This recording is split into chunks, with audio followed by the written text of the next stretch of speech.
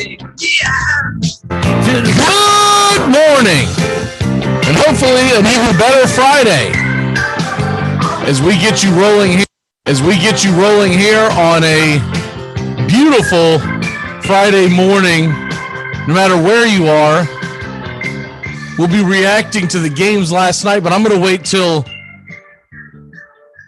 Joey joins me here in a second. Got so many other things to get into now that we don't meet up until Fridays now. Tony will not be able to make it today. He's still dealing with the newborn, so we wish them well. I think it's more of just trying to get on a decent sleep schedule. So we are expecting for him to jump on tomorrow morning on the Dixie Football Nation. So we look forward to that and find out what new dad life is like for him. So we'll put last night's games aside for a second, and let's dive into some other things. The big news around the world of sports. Let's go ahead and jump off. The first one, so there were two additions to rosters yesterday, and the one that everyone jumped on and wants to talk about, of course, is OBJ signing with the Rams, and he'll be with the Los Angeles Rams for the rest of the 2021 season. The thing about that is I don't know how big of an addition this is.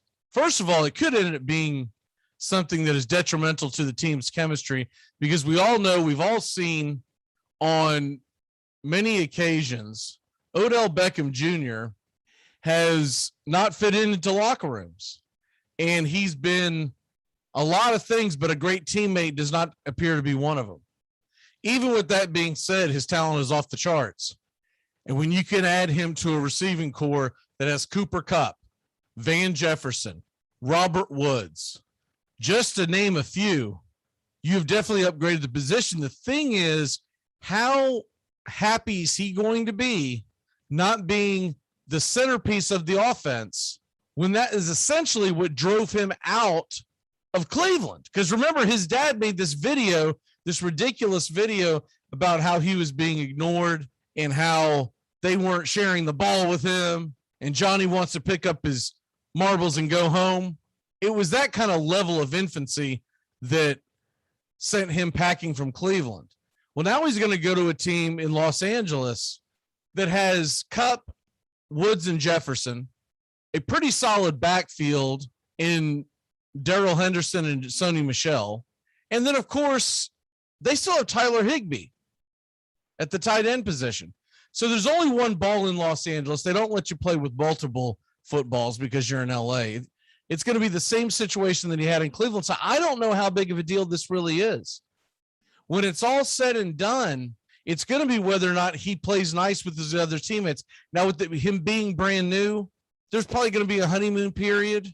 And probably when it's all said and done, you've only got half the season to deal with this mental patient, and you'll probably be okay getting through it. But even with that being said, the littlest thing goes wrong. He's a diva. He's a diva, and no matter what people try to sell to you, it never turns out well, especially not in a team game like football in the National Football League. So, by the way, it did not move the needle at all out in the desert. The line for them, for the Rams to win the Super Bowl, is still plus 750. So 7.5 to 1. So this did not move it one iota. And the reason why I didn't move is because it's not as big a deal as your ESPNs are going to try to tell you. It just isn't. But it does give them depth in case there's an injury. It gives them a lot of things to work off of. And if there is an injury issue, or they just want to give some of these guys like Kupp, like Woods, even Jefferson to a degree, although he's a much younger player, if they want to give them less snaps to keep them fresh towards the playoffs, we now have a much longer season. That part, I can see it. But it's not going to make them all of a sudden an instant juggernaut. The Rams were already a really good offense. But remember, Dexter Jackson left. Dexter Jackson left because there wasn't enough volume in the Rams organization, in the Rams game plan. That's why OBJ left Cleveland. Now he goes to a situation. I just feel like there was a lot better options for OBJ to go somewhere and make a real difference. But I think he did what a lot of these guys do when they complain about not getting enough playing time, et cetera, and they get cut, they get traded, whatever. They take the easy way out, and that's what they did. That's absolutely what they did. They took the easy way out, and he's going to go be a part. He's going to be another Robin as opposed to his own Batman. If he really wanted to make a statement, if he really wanted to go join a team and turn things around somewhere, he would have went to New Orleans.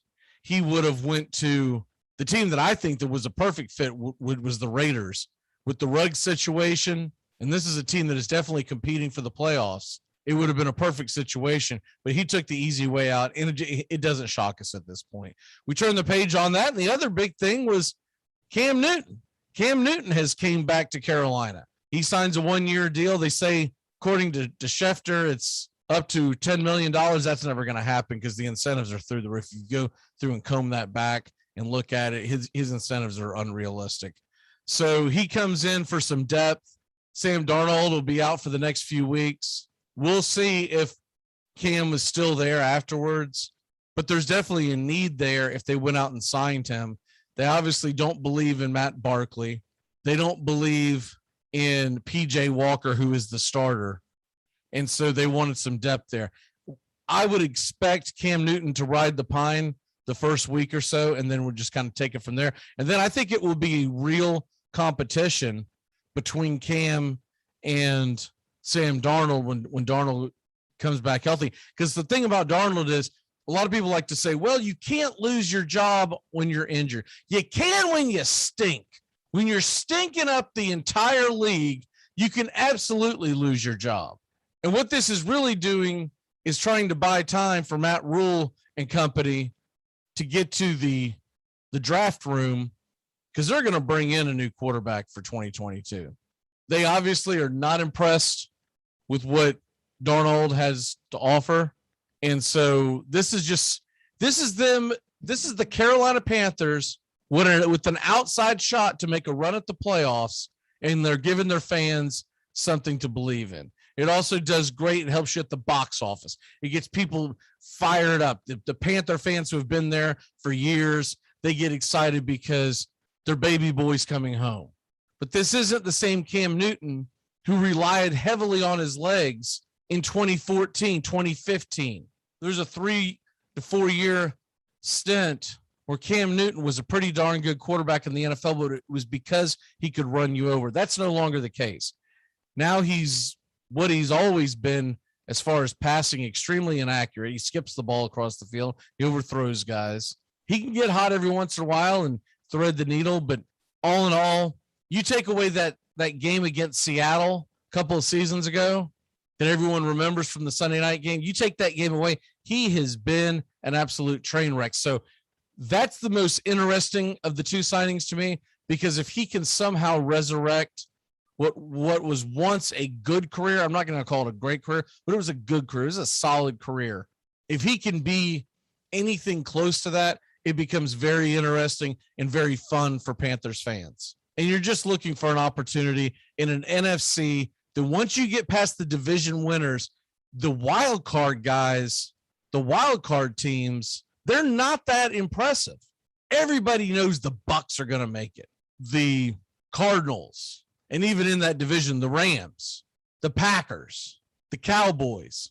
But you get those last two wild cards and you look at what you're going up against, the Panthers have as good a shot as anybody to make this run. You look at, in their own division, they're really looking at what, Atlanta and New Orleans. The entire race is essentially coming from the Panthers division. If you look at the actual standings, they're 4-5. Falcons are 4-4, and the Saints are 5-3. The Rams are 7-2, and that's it. The rest of the NFC, it's 3 wins or less. So the Panthers could find a way to make a run to get to the plus. Will that equate into some kind of great run into the postseason? Probably not. But you're Matt Rule, and you're just trying to be competitive because you don't want them to all of a sudden looking around in Carolina and saying, did we hire the right guy? I think Matt Rule, no matter what, is going to get a second chance, so to speak. So in other words, last year was a throwaway year. This year's his actual first chance. I think there's no way that he doesn't get to see the light of day for 2022. But he's got to show something. And if you have a wild card appearance in your back pocket, you've done something. You probably push the clock and you buy yourself a little time. So that's going to be the most interesting thing about what's going on with these signings. To me, it's the Cam Newton thing. OBJ is just really a depth issue. Now, looking at college football, let's go ahead and look at tonight's action, because tonight there's actually some pretty decent college football action tonight. There's a couple of interesting games tonight in college football. At 6 Eastern on ESPN2, you're going to have number 5 Cincinnati at South Florida. They're on the outside looking in of the College Football Plus. Look, Cincinnati's only got a few more chances to impress. They've got South Florida tonight. They've got SMU next week, and Eastern Carolina the following week. And then, of course, they would have their conference championship game. But as of right now, they're on the outside looking in. They got to start going for style points. Cincinnati has got to start going for style points. If they're going to crack that code and get into the college football championship as a non-Power 5 invitee, it starts tonight. They need to blow the doors off of a bad South Florida team. South Florida is 2-7 and 1-4 in the American. Cincinnati is obviously undefeated across the board. They're 9-0 altogether. And then later on tonight, Wyoming and Boise State. If you're up late and you're looking for something fun to watch, this should be a pretty fun game. Boise State is at home against the Cowboys. They're giving up 2 touchdowns. That should be a fun game, should be an interesting game. As far as Cincinnati, by the way, Cincinnati is a 23-point favorite tonight. I think they covered the spread. I think they put the foot on the gas, and now sometimes when teams try too hard, you get the opposite result, but I think they're going to keep their starters in for as long as possible. They want to look impressive. Boise State and Wyoming, that could be a tricky game. Now, Wyoming's only 1-4 in the Mountain West, so when you see the 5-4 record, it's a little misleading. It's not indicative of where they actually are. But Wyoming getting 14 points is interesting because Boise State hasn't been blowing a lot of teams out. Now, the thing about this is they found a way to beat Colorado State, Wyoming did, their last time out. But before that, they had dropped 4 consecutive games in the conference. Their only games that they won prior to that at UConn, they won by 2. They beat a bad Ball State team. They beat NIU in a nail biter.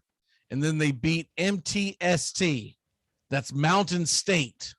And so this is a Wyoming team that has not played well in conference. I don't expect them to necessarily have a chance of winning the game, but covering the spread, you just never know. You never know in these types of situations.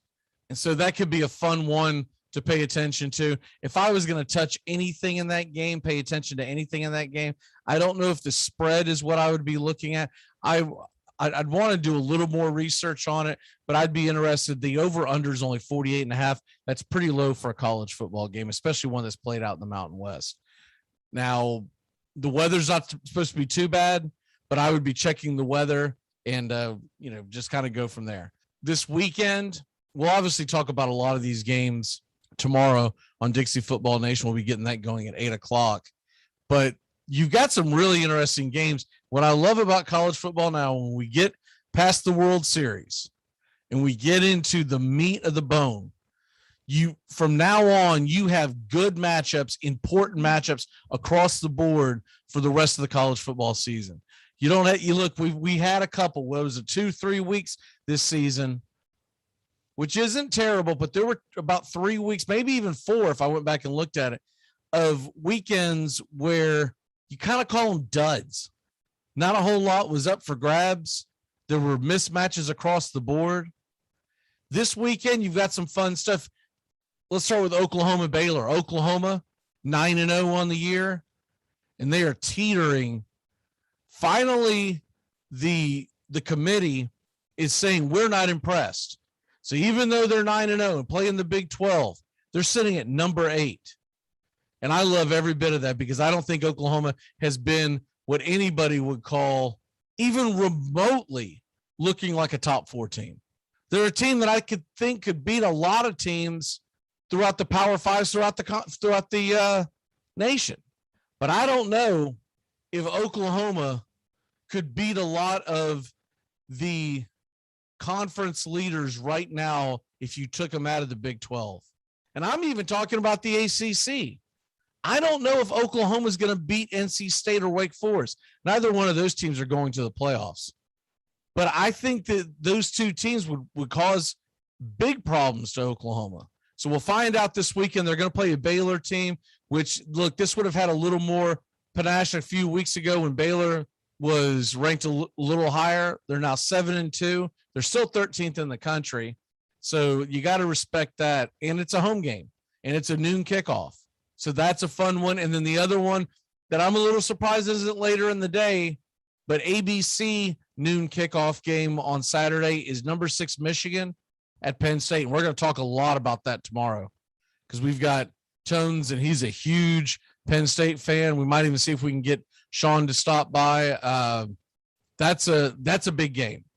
Michigan is still number 6. They have not free fallen out of the sweepstakes of possibly getting into that playoffs. Michigan, essentially, barring something extremely strange, I think Michigan controls their destiny to be able to get to the playoffs. If they run the table, one of those wins is going to be against Ohio State, and obviously Saturday's game against Penn State. They had a close loss on the road to Michigan State. That's a pretty good resume for folks out there that hate Michigan. And I know there's a lot of Michigan hate out there. You can't deny that Michigan's been a very good college football team this year. They're a solid team. They're not going to blow your doors off. You're not going to be blown away by Michigan football, but they are kind of what they used to be for years when they were competitive. A solid defensive club that can move the ball, and they can move it through the air, and that's the biggest difference. So those games are fun. Yeah, you got Mississippi State, Auburn. If you're really a big SEC head, you'll get into that. Mississippi State's no longer ranked and 5-4 in the year. They're just there to try to ruin Auburn's party. Sanford's playing Florida. That should obviously be a blowout. Well, should be. Florida's looked terrible. They've looked absolutely terrible. And we'll see what they look like this weekend. But they're 4-5. And though Florida State has not looked good at all, for the first time all year, even with the loss, because Florida State lost their quarterback to the flu, could not play. That had a lot to do with why FSU looked so bad against NC State. But for the first time last week, us Florida State fans, we started thinking, you know what? We might actually get one of these W's against either Miami or against Florida. And if you asked me a month ago, I'd say the only one we have a chance to beat is Miami. Now I'm starting to think, and even though it's a road game, I'm starting to think the Florida game might be the bigger get because Florida's played terrible. Other games of interest, obviously Georgia, Tennessee. We're going to get into that big time in a little bit. That one's interesting across the board. The over-under is 56. It seems high, but Tennessee doesn't play defense. And Georgia is a 20-point favorite. I know that seems high, but we've seen Georgia cover these spreads all year long. I'm kind of steering clear of that. I don't like it one bit. Georgia's just so good. Now it is in Knoxville, so I'm giving Tennessee a puncher's chance. Georgia gets out to a bad start, et cetera, et cetera.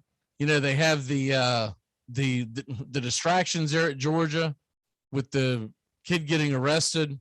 But all in all, Georgia, there's nothing about Georgia football that has made me think that they're vulnerable. Maybe against Alabama in the SEC title game. And when they get to that game, that's when everyone's going to say, all right, we're going to actually see what is what. But every time Georgia's had the big chance to knock off Alabama, they always seem to not do it. And that's pre and current coaching staff. Kirby Smart hasn't been able to do it, and it's the reason why he's there. Mark Richt couldn't do it. The other big game tomorrow afternoon, number 19 Purdue at number 4 Ohio State. Ohio State's a 21-point favorite. That's an interesting one. Now, look, Purdue has pulled off 2 huge upsets, and so you like it when you see 21 points, but they're just coming off another big upset. How much do they have in their gas tank? That's going to be a very, very tricky game. If you take Purdue in the points. I understand the theory behind it, and I may actually consider doing it. I've been kind of waiting to see if that spread will go a little over 21. But I'm a little concerned because A, it's in the horseshoe, and B, Ohio State has looked better and better and better every week. Also at 3:30 tomorrow, only a game that people in the Sunshine State care about, but it's Miami, it's Florida State, it's in Tallahassee. Miami is a 2.5 to 3 point favorite. That's an interesting one because Florida State should be back at full strength. So this isn't the same Florida State team that you saw last week. So your average bettor probably isn't that aware of that. But Miami has looked very good. Tyler Van Dyke has looked phenomenal. And he has put in a boost into the Miami Hurricane offense and has made them he's made them look like a team that can play a damn good football game. And that wasn't the case at the beginning of the year. And of course, with Florida State, it's going to be Corbin. Deshaun Corbin has been the guy that they need to lean on, and it's dumbfounding, but they don't do it enough. And Florida State fans will tell you that. I was shocked last week when we had a backup quarterback in because of the flu epidemic that hit Florida State. And they go in and they just chuck the ball all around against a North Carolina State team that had given up 200 yards on the ground the week before to Miami. So I really, and this kind of goes back to the old school philosophy of Florida State-Miami rivalry. I think the team that it's able to run the ball is going to be the team that wins this game. Because as good as Van Dyke has looked, he's looked good because they have looked two-dimensional. And if Florida State can't run the ball, if they're just back there chucking it around, I'm not giving them much of a chance of winning this game. They're going to have to run the football.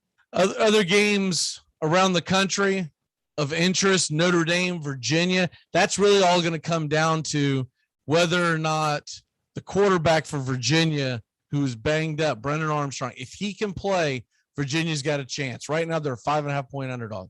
If he can play, they've got a very good chance of upsetting Notre Dame, and that should be a great game if he can play. If he doesn't play, Notre Dame's going to go in there and mash them because I don't believe Virginia is going to be able to keep up with Notre Dame without Armstrong. So we should have more on that intel tomorrow morning as we get close. And that's about it as far as college football goes.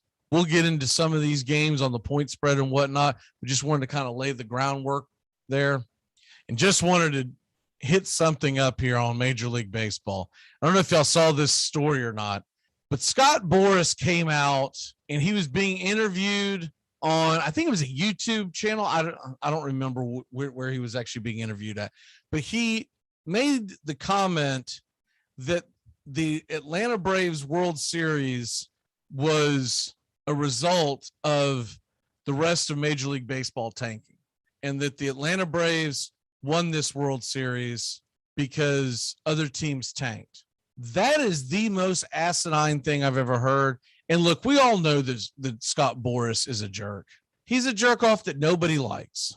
And he's a guy, and oh, by the way, one of the reasons why he made this comment, there is not a current Atlanta Brave on the World Series roster. There's not a current Atlanta Brave that is a Scott Boras client. So this was just him crying over spilled milk. And he's trying to make the comment that teams were tanking, and that's why the Braves snuck in there. That's the farthest thing from the truth. What really happened was teams like the Yankees, teams like the Astros, they made little moves here and there. Teams like the Red Sox, they made one measly move, bringing in a designated hitter. But the Atlanta Braves were aggressive and imaginative, and were able to create in their own war room, so to speak, a scenario of if we get this guy, we change the entire dynamics of our team. There really wasn't a big time free agent that was out there on the board that anyone was willing to pony up big time draft picks, because most of them were on contenders. That's number one. And most teams nowadays, because of the economics of Scott Boras type clients, it's not worth renting a guy for a couple of months to mortgage your entire future. And that's not what the Braves did. The Braves were very savvy. All those guys they brought in, they basically gave up a bag of shells. They took risks on guys who had pedigrees from the past seasons, and they took a bet on, you know what, if we put them in our lineup and in our stadium, I think we can get them to click. And that's where the Duvals, and that's where Rosario, who finally got healthy, that's where Soler, Jock Peterson, for that matter, they just all kind of clicked. It's got nothing to do with tanking. Tanking would be the assumption that if you were going to say a championship was brought in to Atlanta from tanking, that would mean that they went out and got a bunch of big time players at the deadline for nothing. That's absolutely not what happened. They couldn't even bolster their pitching. They brought in Rich Rod, and that was a disaster. I think he'll still be on the roster next year, and he eats innings for you, et cetera, et cetera. But well, look, when he was brought in, everybody knew he had too much of a contact rate. So if there was true tanking out there, other teams and the Braves would have brought in superstars. There were a lot of moves made at the deadline, but there weren't a lot of superstars. And a lot of it had to do with the version of anti-tanking. Teams saying, you know what? We might have a chance here. Let's not push pull our chips in. Let's not fold. Let's give it a shot. That's what happened. Look, Cincinnati gave it their best. Seattle sold and bought at the same time. There were a lot of instances. And so Scott Boras, once again, just looks like a dumbass. I mean, there's no other word for it. He just looks like a fool. But I just wanted to kind of hit that up because it's a comedy of errors on his comments. And it's pretty funny. I was watching a show and they were referring to some of his statements. And when you go back and you watch the clip, you could tell he's reading them off of cue cards that he has hidden under his desk, and his eyes are kind of shifting and looking down. And he thinks they're great one-liners, and they're not. They're terrible. They're corny. I'm trying to think of them off the top of my head. I can't really remember, but there were a couple. The main thing was because this show was coming out of New York. They were talking about the Michael Conforto, and he had just stupid nicknames and analogies with Conforto, basically insinuating that this guy was some kind of a beast. I think he called him the beast of the NL East, which these guys who are hosting the show, both Mets fans, just kind of rolled their eyes and laughed. They're like, what is he talking about? And he was talking about how this guy is going to be an incredible addition somewhere because he's just building up his client. That's all Scott Boras does. He tries to build up his client. Real quick before I welcome in Joey Areola to the show, just want to run over the lines real quick in the NFL, and then we're going to bring him in. We're going to make our picks. If you're looking at Titans Saints this weekend, Tennessee is a 3-point favorite, and that over under is 44. Colts and Jags, you got the Colts giving up 10.5 at home to Jacksonville. It's 47.5 is the over under. The Bucks 9.5-point favorites at Washington. 51's the number. And then you've got Dallas giving up 9 to the Falcons. Again, Dallas, a huge favorite at home. Didn't work out well last week. Over under is 54.5. Browns Patriots, 2.5-point favorite are the Patriots. Over under is 45. And then you've got the Jets and Bills, where the Bills are a 12-point favorite in New York. Mike White's going to get the start, by the way. 47.5 is the number. The Lions, 8-point underdogs to the Steelers in Pittsburgh. 42.5 is the over-under. Seems like a low over-under. Cardinals, 10.5-point favorites at home against the Panthers, who are probably going to have P.J. Walker out there. 44 is the number there. And then you've got Vikings, Chargers. The Chargers are 3-point favorites. The Eagles are 2.5-point underdogs in Denver. And the Packers are 3.5-point favorites. Right now, we don't know about Russell Wilson. I'm thinking they're probably going to give him another week, but they would love to have him out there because if they could pull off a win here, it would go huge into their ability to possibly make a run at one of those wild card positions. And then the Sunday night game, this is the most intriguing game. In fact, I've already taken it. The Raiders are a 3-point dog at home to the Chiefs. And that is strictly off of what people have seen from the Chiefs over the last few years. And they can't get it through their head that the Chiefs are not a great team right now. I think the Raiders, I think they probably win the game, but regardless, I like to have that 3 in my pocket. And your Monday night game, by the way, is Rams and Niners. Rams are a 4-point favorite at San Francisco. And that rivalry is never an easy game. Okay, I'm going to go ahead and hit that quick transition. Welcome Joey in, and we'll get the Wake Up Y'all show here started. We got our 6-packs ready to roll here on a Friday morning. Me out to the ball game.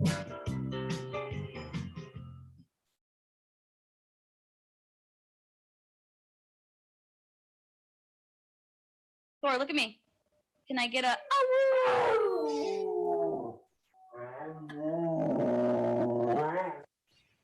For this sandwich, a jizz of mayonnaise is required. We're going to blow right past dollop and go straight to jizz.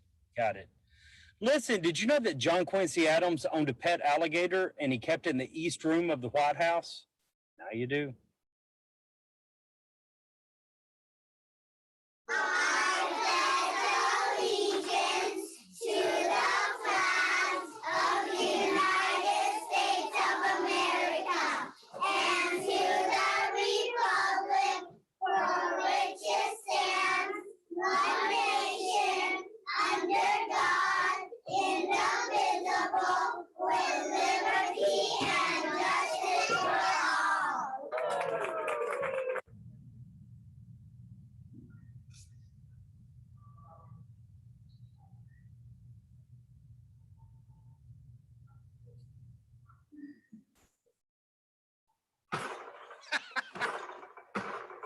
Armchair.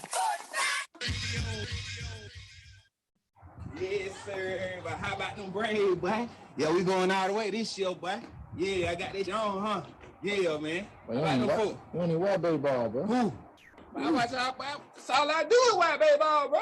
But name me one person on the team, bro. Damn. Chipper Jones, Andrew Jones, boy, what you saying? I know everybody on the team, bro. But Chipper, they retired, bro. Who? Chipper Jones, they retired, bro. They retired? Yeah. It don't matter, but we still going to this. We taking the whole thing, but I don't care about none of this playing baseball. So I was a kid, but I was supposed to really be on the Braves, bro. But you play football, not baseball. No, bro, I played baseball, bro. I played for Gresham, bro, but my mom bought me some football keys. I down there broke my knee trying to slide one time, but anyway, man, baseball, that's my sport, bro. For real, that's all I watch, bro. Let me see you stand then, bro. Let me see. Let me show you, bro. Bro, I got... No, so I was about to hit the part I did not play the bro. Baseball for sure. Like, you didn't know, like... But they ain't even the Braves back, bro.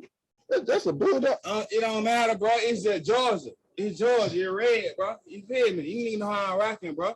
Yo, real ace, bro. Yo, we going all the way, bro. For sure. You just beat the damn Brooklyn Dodgers. You feel what I'm saying? Or the LA Dodgers, bro. Whatever. Who that team is? What? They ain't going to the ship. That's a big thing. We have been hoodwinked, bamboozled, and flat out deceived. There's something kind of about a kid that's never played baseball. But what the hell, boy?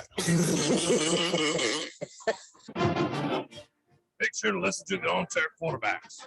Good enough for us down here in the bayou. Go Tigers and the armchair quarterbacks.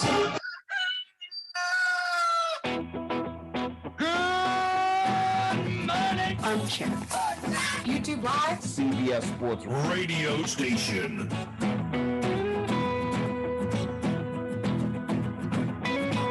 The radio station you can call your own. Do you know what listeners like about our station? It's everything. I like everything. It's always on my radio.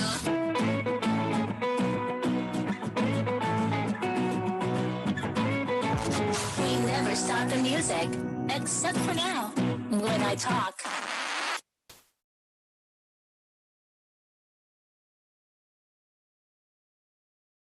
Good morning. It's time to wake up, y'all. You're listening to the Armchair Quarterback Show. We're here weekdays on CBS Radio, YouTube Live, the Armchair Quarterback Show, your first choice for Southern Sports Talk. Good morning, Mr. Joey Areola. Good morning, Mac. I don't know much, but I know one thing. The Carolina Panthers are going back to the Super Bowl. They got Cam Newton back. It's a good morning to be alive. Football Friday. Hi, I'm Mac McGee, and I don't know much, but I know one thing. They tell me around Twitter world that this week is Miami versus Florida State hate week. Every damn week is Miami versus Florida State hate week. I don't care what we're playing. Every week. You're listening to the Armchair Quarterback. Armchair. Community Access Channel. He's the armchair quarterback. He's full of beer and he's full of snacks. The all-American man with a cool one in his head. Yeah, the armchair quarterback. He's kind of fun and he's kind of bad. Hey, howdy, hi, top of the morning to you. Welcome to the Armchair Quarterback Radio Show. I am Mac McGee, sitting alongside Joey Areola. Justin will not be with us today. He had a work thing that he could not finagle around, so it'll be Joey and I. I do have Justin's picks, though, because I know he's been doing pretty good this year, so I did get him to send me his picks. And so, Joey, how the hell are you this morning, sir? Oh, I'm doing fantastic, Mac. Football Friday. Good to have, the show keep rolling. And we're going to talk a lot of things today. A lot of moves made yesterday to get to, and then college picks and NFL. It's a great Football Friday. The energy's back. The boys are back. Let's do it. All right, let's go ahead and rip off the Band-Aid. Miami versus Baltimore last night. What a joke this is. Oh. They keep trying to tell me that Lamar Jackson is an MVP. That Lamar Jackson should be considered the MVP of the league this year. People have had him in their top three, even higher. The guy can't hit the broadside of a barn. He can't hit the broadside. He is the worst throwing quarterback in the National Football League. I know he makes up for a lot of it with his legs, but when they fall behind and they stop you from running the ball, it's a joke. It's an absolute joke. I thought someone sent out a pretty funny tweet last night. I think it might have actually been NFL on Fox, but someone said something to the effect of the Ravens have yet to figure out this defense, and all the Dolphins were doing were jamming the box and having their receivers play off the line. So in other words, they were going to force the Ravens and, more importantly, force Jackson to dink and dunk his way down the field, not beat him on a deep pass. And they weren't going to allow him to run the ball, and it worked. And I think people might start stealing this. I don't know if you saw the clip or not, but essentially they had everyone jammed up at the line of scrimmage for most of the night and basically just forced Lamar Jackson to be a quarterback. Well, yeah, I mean, exactly what you're talking about. The gap control they had, but putting 6 men at the line of scrimmage. When that happens, Lamar Jackson can't move around that pocket, kind of like you're talking about. He's always looking to move around, make a throw, but they would always be rushing 5 or 6 guys. And when you have disciplined gap control and he can't weave his way in and out of the pocket, you saw him get frustrated. He shows it on the field publicly. He was not happy about it. And honestly, part of that's on him. If you want to be an MVP candidate, you sit in the pocket, you make a tough throw. You don't try to bounce out of it every time you get a little pressure. The whole thing is on Lamar Jackson. He's an overrated MVP candidate if I've ever seen one. The Baltimore Ravens are the most overrated team in sports right now because their defense sucks. I'm sorry, but that defense is an absolute sieve. 3 times last night, busted plays equated into, I think they said 167 yards. Three plays. That's unreal. In the National Football League. This isn't college football where, oh man, I missed my assignment because I was worried about cramming for a calculus test this week. It's the National Football League. It's your job to know where the hell you're supposed to be. And it was a joke last night.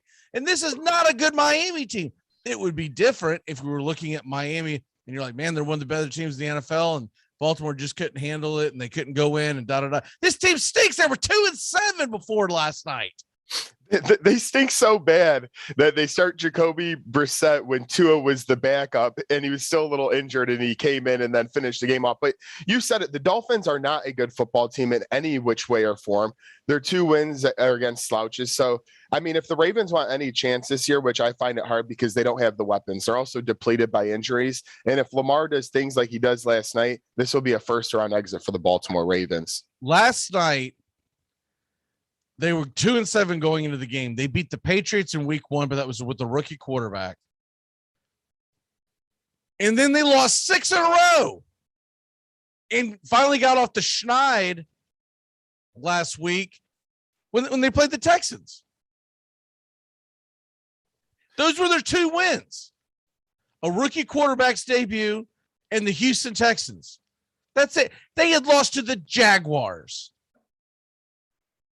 Now, they had lost to some good teams, but they'd lost to the Jaguars. They lost to the Falcons. At both of those games, by the way, the Jaguars game was in London, but the Falcons game was in Miami. Yep.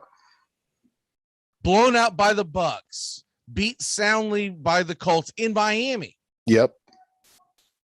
The Raiders game is probably the game that they looked the best, but that was week 4. This team is atrocious, but this isn't about Miami. This is about the Baltimore Ravens being considered upper echelon of the AFC, which is a joke, and Lamar Jackson being an MVP candidate was an absolute fraud. Yeah, and there was a lot of talk this week about that as MVP things started to come out, and I had a buddy of mine saying he's hands down the MVP. Well, last night's game better have proven that, yeah, you might have some injuries, you might not have weapons, but Lamar Jackson can't just scramble all the time and hope to elude plays. That does not work, especially in playoff football. If this team does not, which I don't think they will figure it out, I don't think they'll head the AFC, and they might not even win their own division, honestly. I don't think they're the best team in the division. Now, whether or not they'll find a way because Joe Burrow and company is, they're young and they're going to make mistakes, maybe. I think if you put them in a tournament in the division, the Baltimore Ravens are the first team out, because I don't even know if they're better than the Steelers, to be honest with you. But I definitely think all in all, to a man, Cleveland is a better team because they have a defense and they have a quarterback that can actually throw. And Cincinnati's a better team. And though they're young, they're explosive. They make dumb plays because they're young. They do the big turnovers. They'll do things like that. They've got a pretty solid defense. This Baltimore defense is trash. Oof. It is trash. And I don't remember the last time you could say that about a Baltimore Ravens defense. That has been their staple their entire, as long as they've been in Baltimore. Oh, always. I mean, from the Ray Lewis days all the way up, even past that, they've been pretty good. But man, last night they only let up 22 points and couldn't even still seal the deal. Just an overall bad effort. And I don't like the direction that team's headed in, that's for sure, down the stretch. And that 22 points was really indicative of Miami not being able to take advantage of some of the gaffes that the Ravens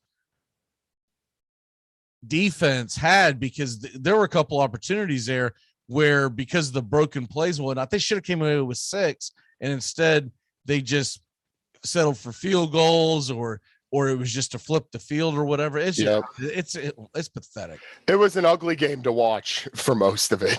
Thankfully, they are both out of our way. We do not have to watch them this weekend. Also, last night turned out to be a pretty good ball game. Pittsburgh beat North Carolina in college football in overtime. That was a fun game.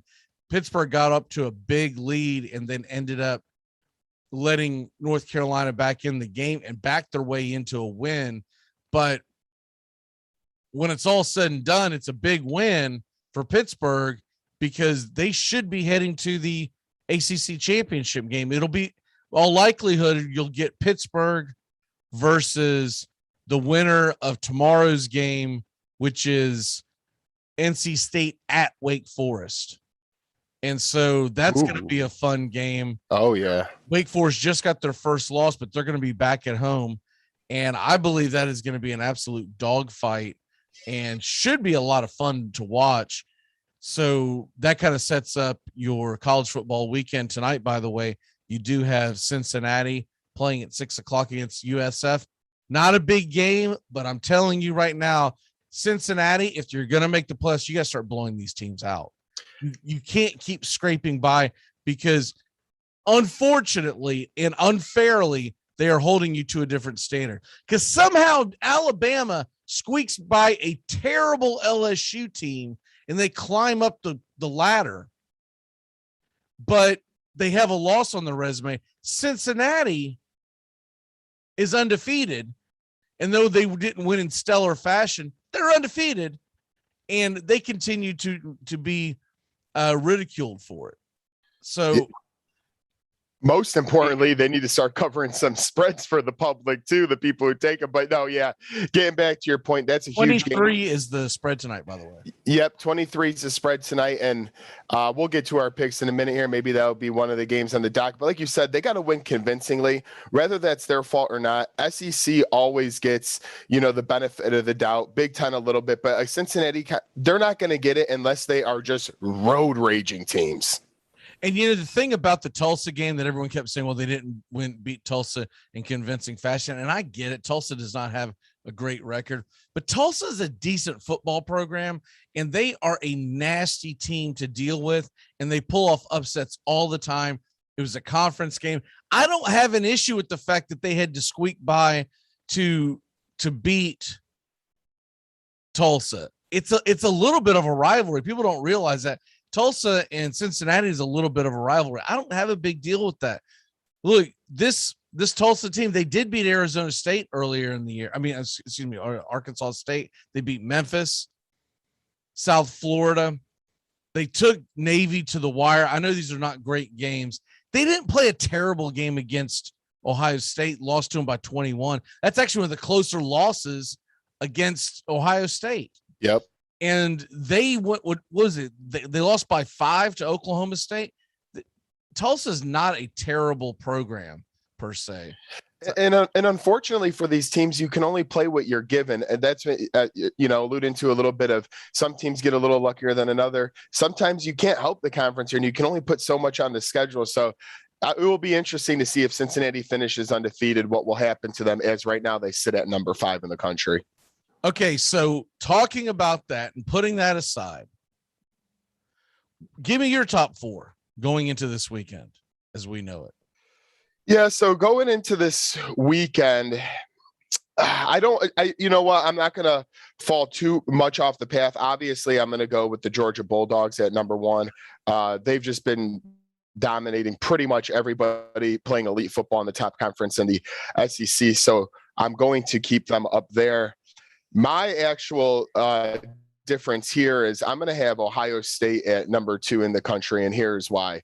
They had an early loss in the season on Fox against Oregon, which we all know Oregon's a good team themselves. They're 8-1. They had a young freshman quarterback in CJ Stroud. He wasn't fully ready yet. I think that team's firing on all cylinders and is going to prove to be the number 2 team in the country when it's all said and done. So I have Georgia 1, Ohio State 2.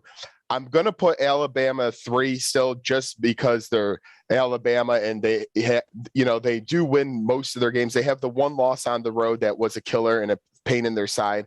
So to me, they have no shot for error anymore. They lose one more game. They shouldn't even be considered for the playoff, but I have them at 3. And then Oregon, I am going to put at 4 because they did beat Ohio State. And they only have one loss as well. I wanted to sneak Cincinnati in there, but I have to see some convincing wins before that. And it's one team I want to mention that would be moved up for me that's not showing their number 8 in the current ranking is Oklahoma, who's undefeated. To me, they're kind of getting a little bit of a raw deal. I know they play 2 quarterbacks sometimes because Rattler isn't all there and the freshman's been playing good lately. But that being said, I think they should be moved up. So my top 4 is Georgia 1, Ohio State 2, Bama 3, Oregon 4. All right, so where I differ at this, first of all, I believe Oklahoma sits about where they need to be. That program has confused and tricked people every year, and then they get into the playoffs and they're garbage. And just like to be honest with you, and not taking a shot at Notre Dame, a lot of things would have to happen for me to put Notre Dame in the top. Oh, I don't want to see him in the playoff even, honestly.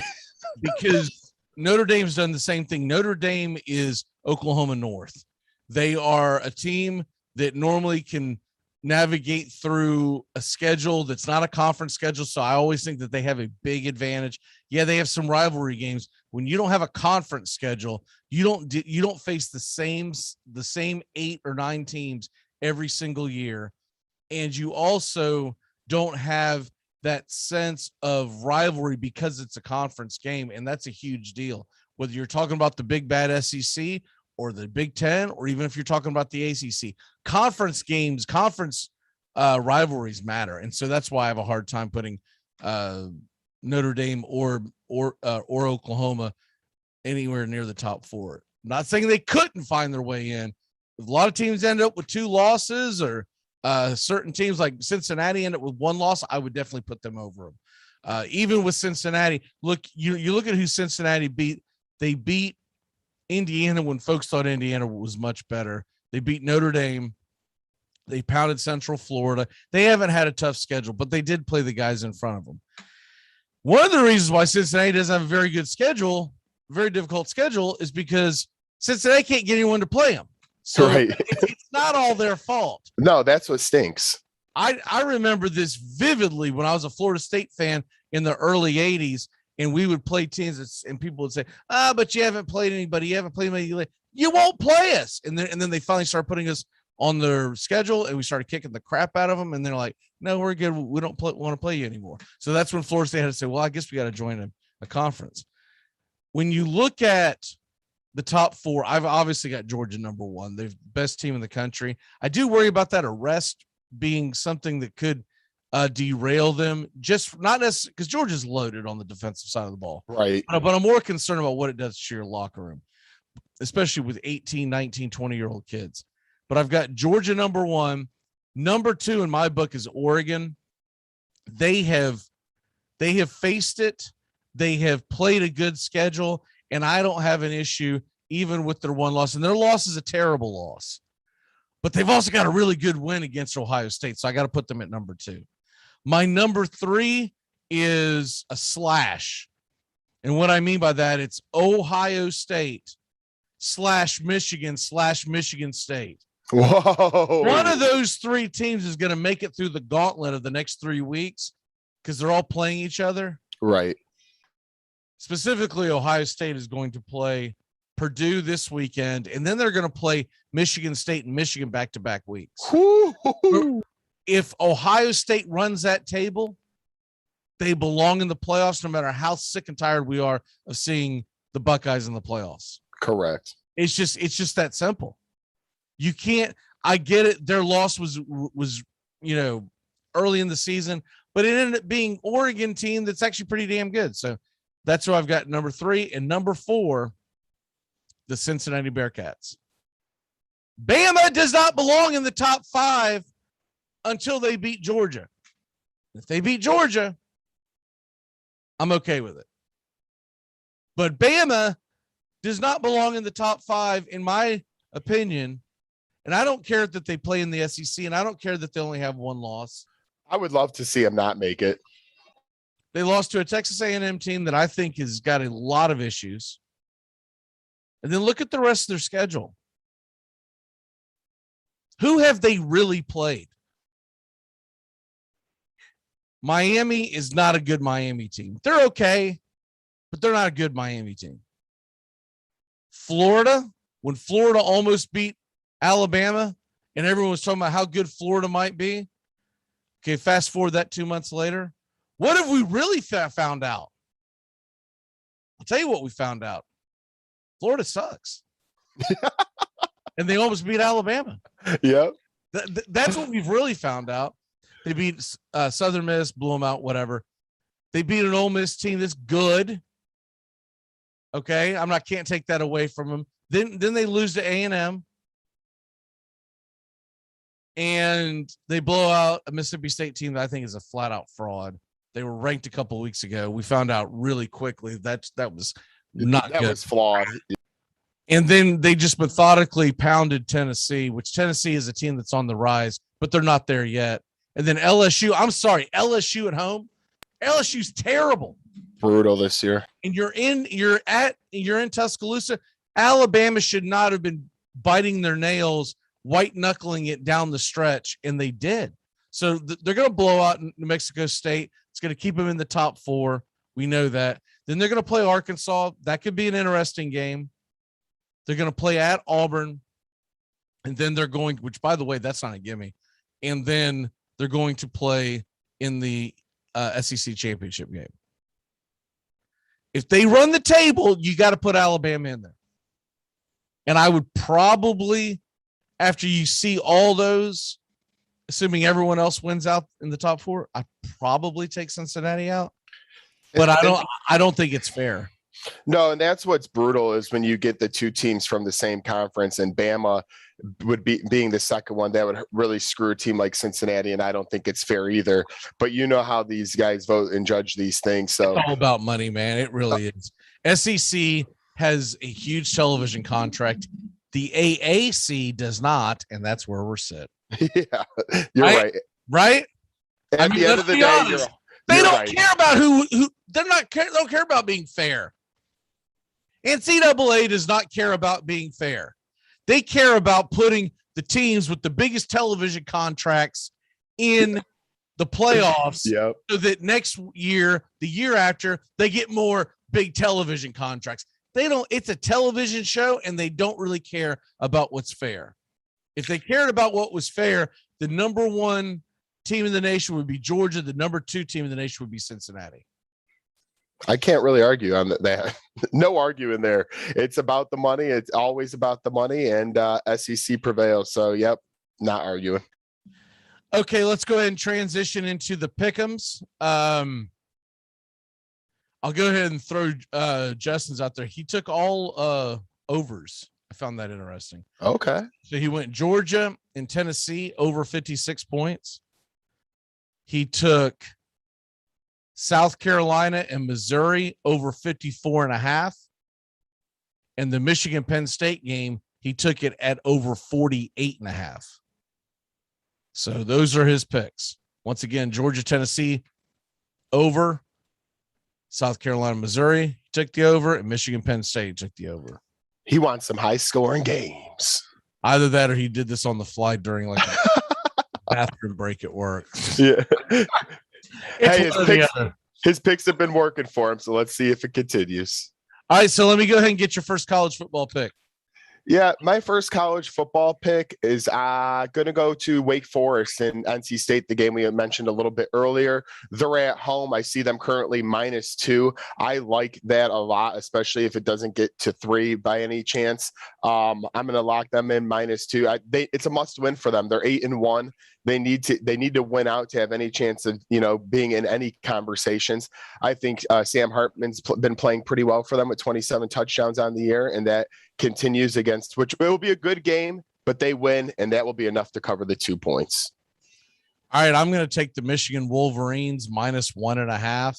Yep. And say I think that's going to be a slobber knocker and a really close game. I just finally am starting to believe in Michigan. I think Michigan plays a solid football game. And it's more of me not pulling against Penn State. I'm more pulling for, I want to see a collision. I want to see a Michigan, Ohio State collision. And if Michigan's worth their grain of salt, they've got to go into Happy Valley. Not an easy place to play, but they get a break, and they get a huge break. And the reason why I say this is it's being played at noon Eastern. It's not a 7:00 game, which is what I would have done. I would have made this my ABC night. A whiteout ABC game. Yes, we're missing out on a whiteout. Come on, State. Hasn't the scheduling been brutal? I know it might be because Fox gets rights, but I feel like the ABC games have been trash. Yeah, this is bad, and this one's actually ABC. That's what I don't understand, because some of them I think it comes down to a scheduling issue. Okay, and you end up with these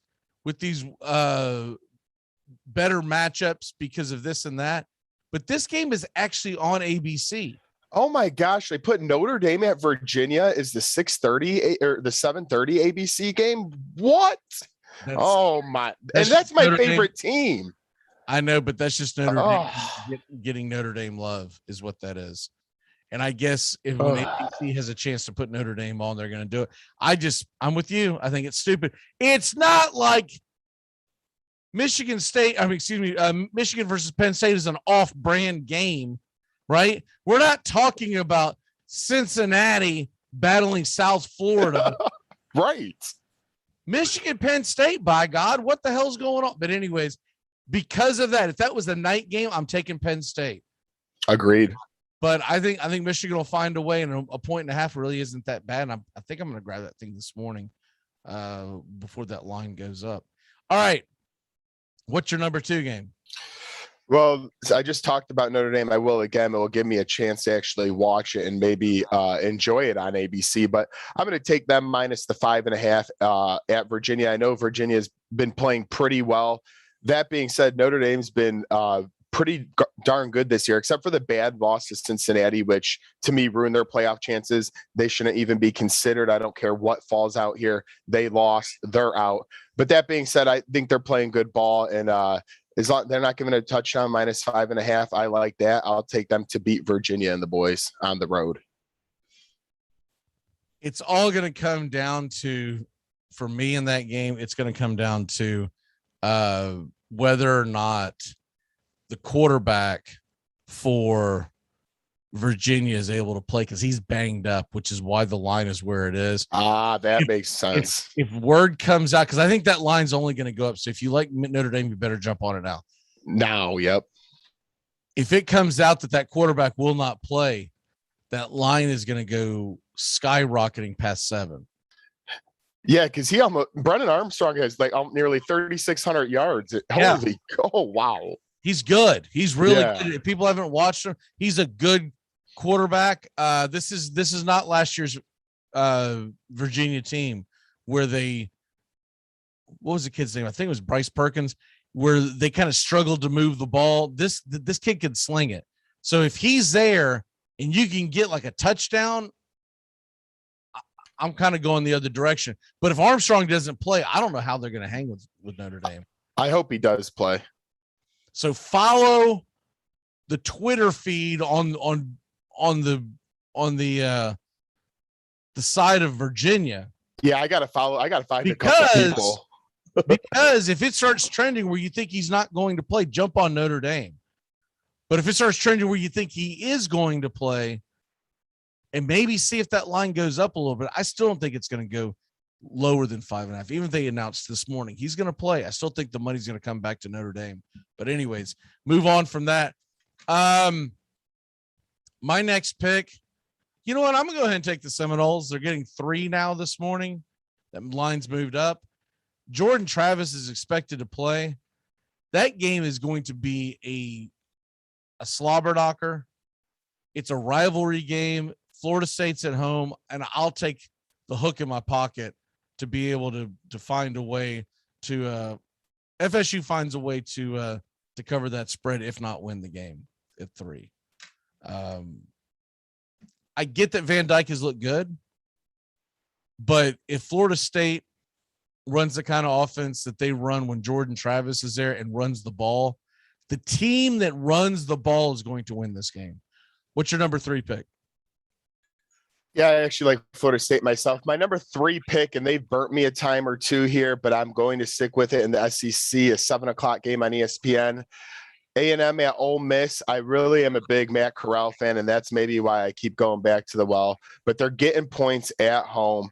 I like the way the connection between him and Dontario Drummond, has been elite this year. So I'm going to go with them plus the 2.5 points to win this game. It's going to be a high-scoring game, I think, and they edge it out at the end and probably win by a touchdown or so. I'm going to take Ole Miss at home against A&M. Okay, I like Wisconsin's over. Wisconsin, where's that game at? What time is that game? I think it's an early kickoff. I had to play. Here we go. Noon kickoff at home against the Northwestern Wildcats. 24.5 spread. Okay, whatever. But their team total is 33. And I think Wisconsin can will their way to 33 points over Northwestern in Oh Camp yeah. Randall. So that's what I'm going with there. I'm going to take Wisconsin over Northwestern's 33. so trash.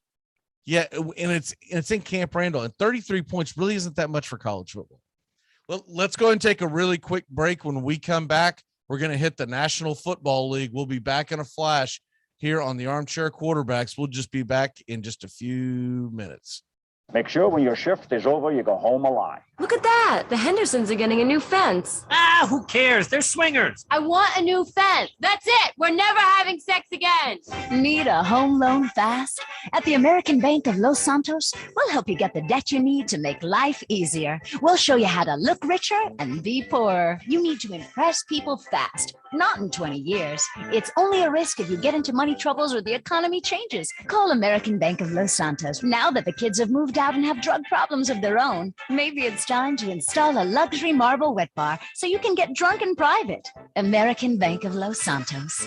Why worry about tomorrow if you look inadequate today? To protect her home and family in a disaster, Karen was willing to wade through water, mud, and insurance paperwork. Yeah, I can do this. You go, Karen! By simply understanding and updating what her insurance covers and doesn't cover now, she'll be better prepared no matter when disaster strikes. Learn other simple ways to protect your home and family before a natural disaster at ready.gov. That's ready.gov. A message from FEMA and the Ad Council. Lose some weight. Oh, come on, quickly, will you? Don't give me that. Look at me, 92. And I still enjoy swimming and golfing, and biking, all sports. Whoopee. That too. Come on, Saturday mornings, 8:30 Eastern. Dixie Football Nation is back and better than ever. We've got Tony Agolini, Matt Carr, Tones Ariola, Bobby and Angelo, along with Mac McGee this fall. Dixie Football Nation heads to the gridiron, talking ACC, SEC, the Big Ten, and all the big games throughout the college football land. That's Dixie Football Nation, 8:30 Eastern, 7:30 Central, Saturday mornings on the Armchair Quarterback Show's YouTube channel, going live, or catch the instant replay.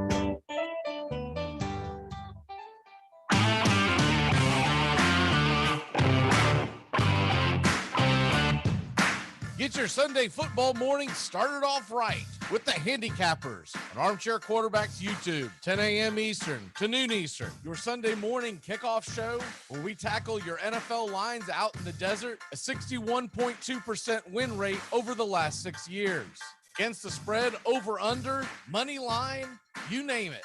And we dive into the world of fantasy football year long and your DFS payouts. Your only true Southern football kickoff show that talks the spreads in Vegas, your DFS and fantasy, in your year-long quest to win that fantasy football championship. Only on the Armchair Quarterbacks YouTube channel. It's the Handicappers on Armchair Quarterbacks YouTube, 10 a.m. Eastern to noon Eastern. Sundays, all NFL season long.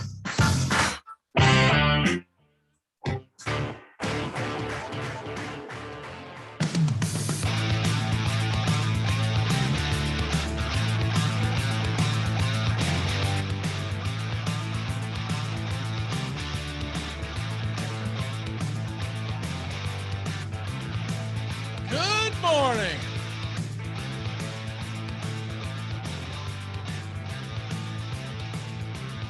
CBS Sports Radio, YouTube Live, Armchair Quarterbacks on a Football Friday. Is that a new Braves hat you got there?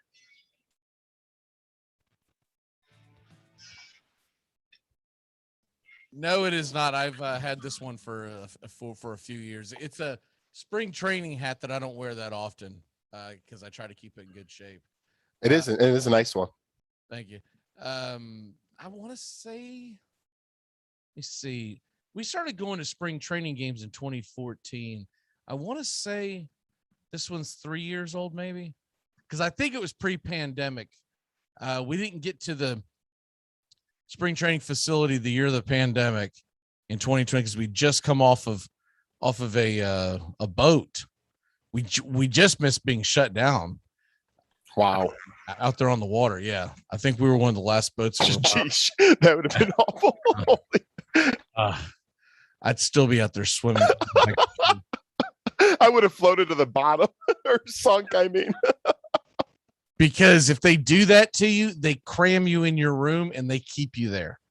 Claustrophobia city. Oh, dude, you know how small those rooms are? Yes, they are. You got enough room to sleep and shower. It's not good. And the television options are terrible.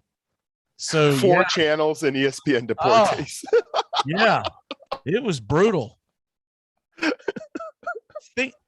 I remember watching college basketball. I don't think it was the playoffs, but it was winding down towards the end of the season. So I remember watching a Florida State basketball game. That's it that I remember being able to see any kind of sports. But that was in the bar area. I don't even know if we would have gotten that in the room. It would have been terrible. So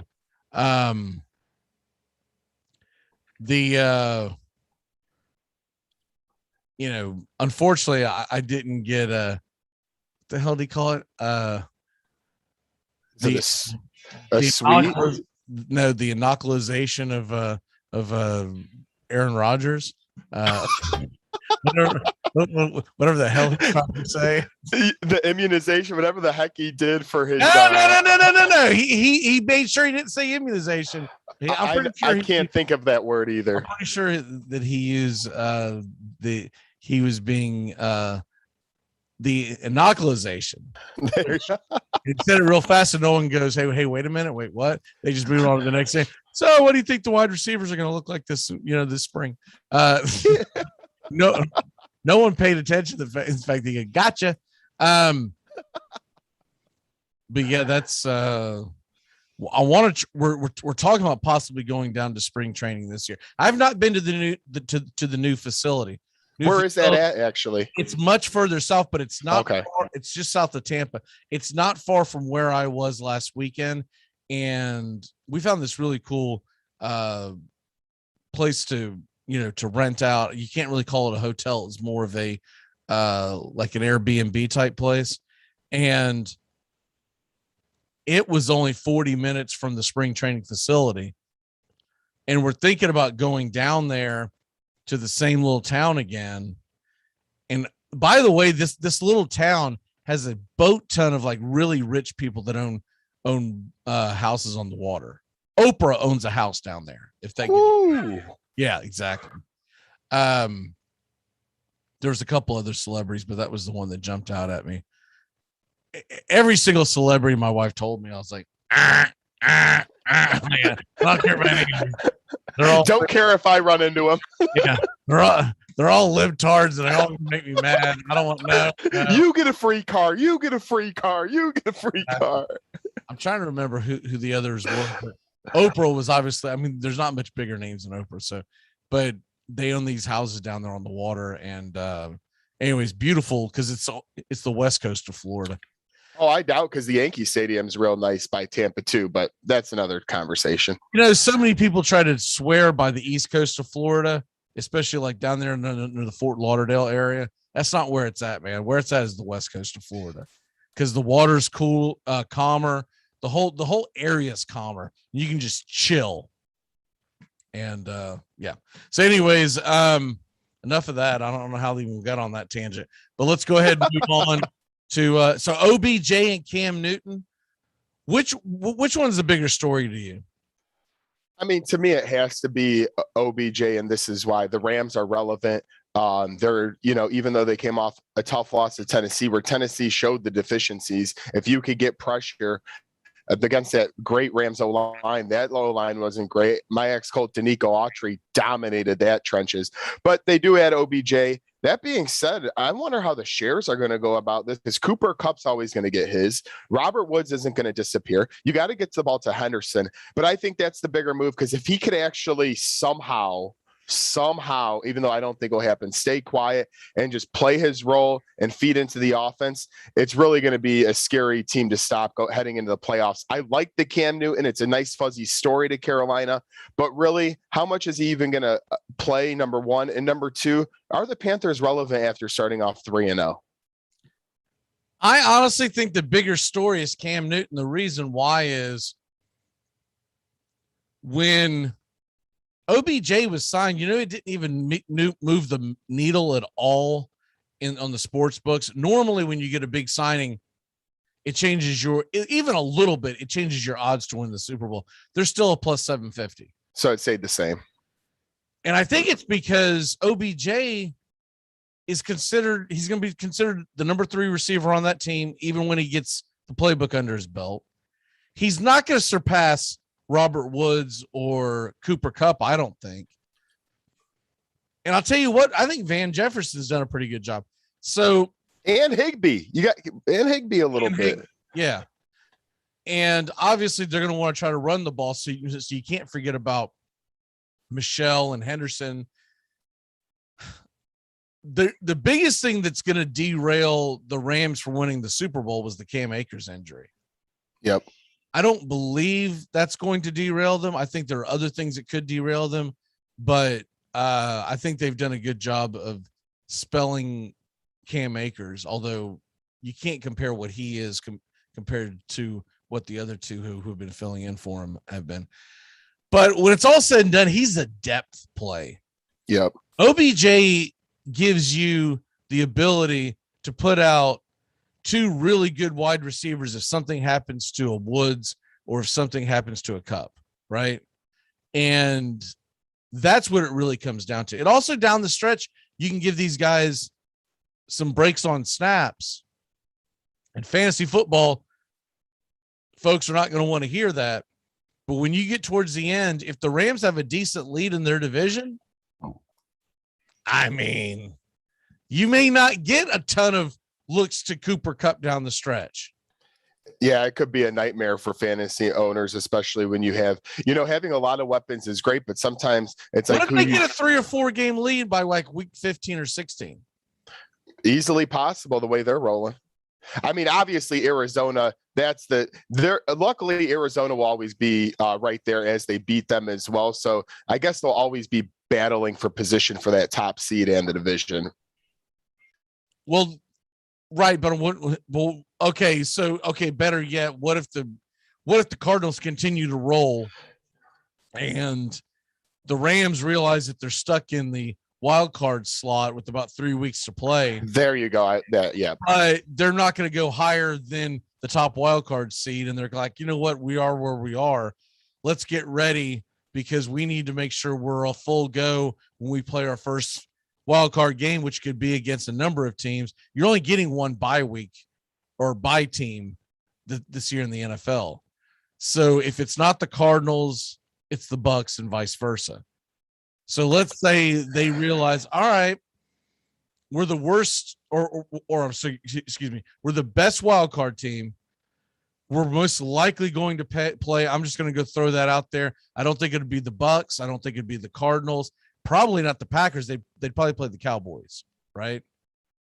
You start going, well, let's make sure everyone's healthy. Yeah. We don't want Cooper Kupp injured. And you kind of go from there. And you run really simple routes with them. You're not doing anything crazy that would risk injury. And you go from there. Fantasy owners are freaking out. That's the only thing that I could see. I had to laugh. I tweeted out about it yesterday, but I had to laugh. Wilbon was on PTI talking about the trade, or excuse me, the signing, and he kept referencing with him and someone else. I forget what the other topic was, but he kept referencing how this was a great fantasy football move, but may not be a great football. It's a terrible fantasy football move. Because if you have OBJ, you're screwed. He's going to be sitting at the end of the bench. And if you have any of the guys on the team, you're screwed because you're like, okay, how much is he going to take away from Kupp, from Woods, heading into the fan? I don't think it'll be affected the first few weeks here.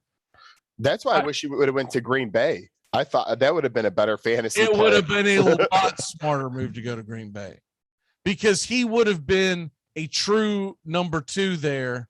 Yep. A 1B, so to speak. And you could have been really excited to play.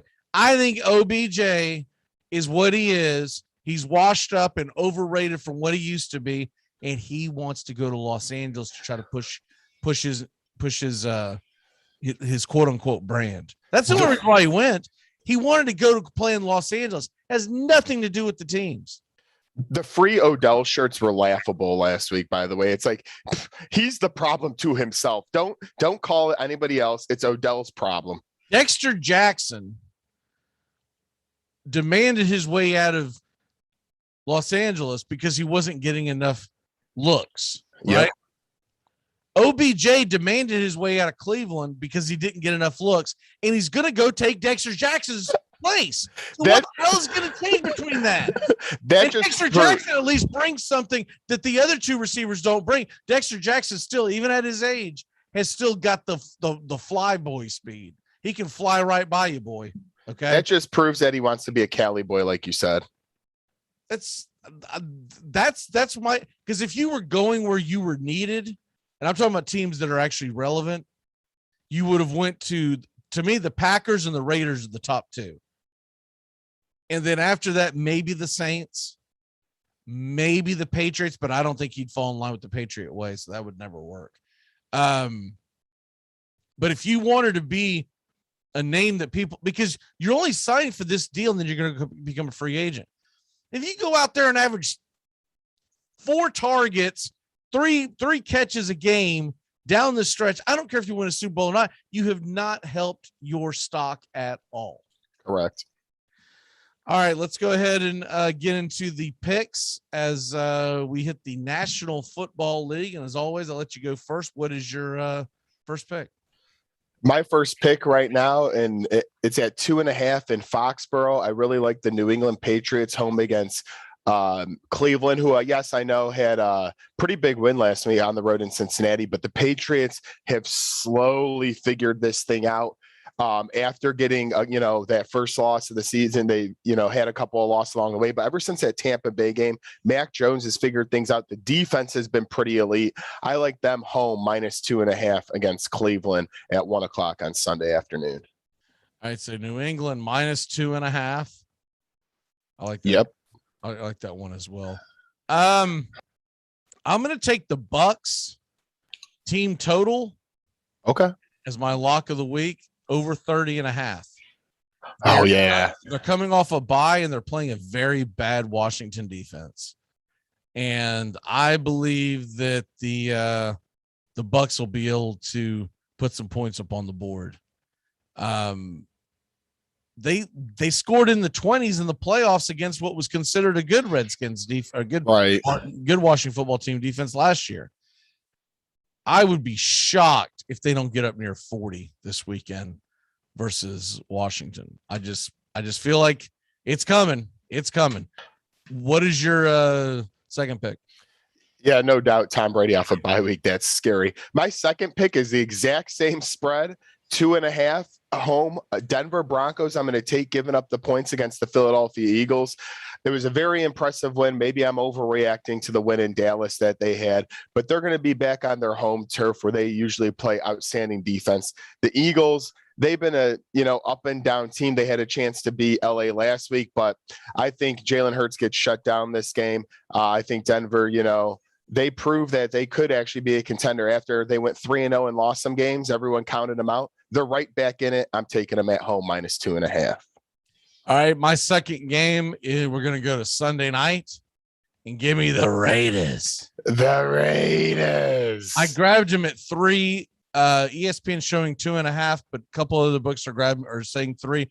Regardless, the Raiders are at home and they're playing the Chiefs, who I think are overrated as all get out. And I believe this is a game where the Raiders are not only going to cover, they're going to win outright. So I agree. I'm tempted to take the Raiders on the money line in a real life, because Kansas City is living off of what they've done in previous years. But this is a typical thing that happens to teams who lose the Super Bowl. They have that hangover. They can never quite get it together. And I don't see them going into Las Vegas and beating the Raiders. So give me the Raiders and the points. Chiefs just always play like trash. I mean, That's a huge game for both teams. That's going to be a fun one to watch on Saturday And night. the Raiders have had their number too. So Always have it. So that's the other thing. No, I like that, and definitely a huge game for the AFC implications. My last game is, which I usually don't do the over-unders, but I'm going to do one here. I'm going to take the under in the Seattle Green Bay game. I know a lot of people are going to say, wait a minute, you're getting Aaron Rodgers and Russell Wilson back, most likely both of them, and you're going to say that it's going under the 49. Yes, I am going to. I think, when you're an injured quarterback like Russell coming off of it in Green Bay, it'll take a little while to figure things out.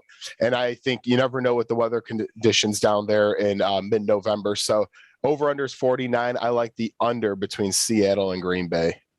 41 degrees there right now currently. So you got to figure it's going to be somewhere in that neighborhood. So not terrible. No, not terrible, but I'm seeing precipitation. I don't have the weekend forecast pulled up, but not a bad look. It looks like it's going to be Russell Wilson. He's going to have some rust. Exactly. So I was going to take Green Bay minus the 3.5, but that might be doubling down too much for one show to have two picks. So let me transition over. And I like the Tennessee game a lot, but I think the one where I'm going to go is the Bills are at the Jets. The Jets team total over is 17 points. Ooh. I'm taking the Jets. Mike White is expected to play. They're going to get Corey Davis back. Between him and Elijah Moore, Michael Carter, I think they've got something going there in New York that can at least spell me 18 points. And they play pretty well at home. They play well at home. And you're talking about to keep a team under 17 points, a lot of things got to go right. And Buffalo has not played well. Their offense hasn't played well. And I'm hoping that will turn into good possessions, field position for the Jets, and they find a way to get over the 17. One of the other ones I do really like is Tennessee minus 3 at home. I still think they're being extremely overlooked by the books because they have hedged against the fact that the Titans don't have Derrick Henry right now. Real quick, Mac, this guy in the chat is asking about a trade he just made. He wanted to get our thoughts.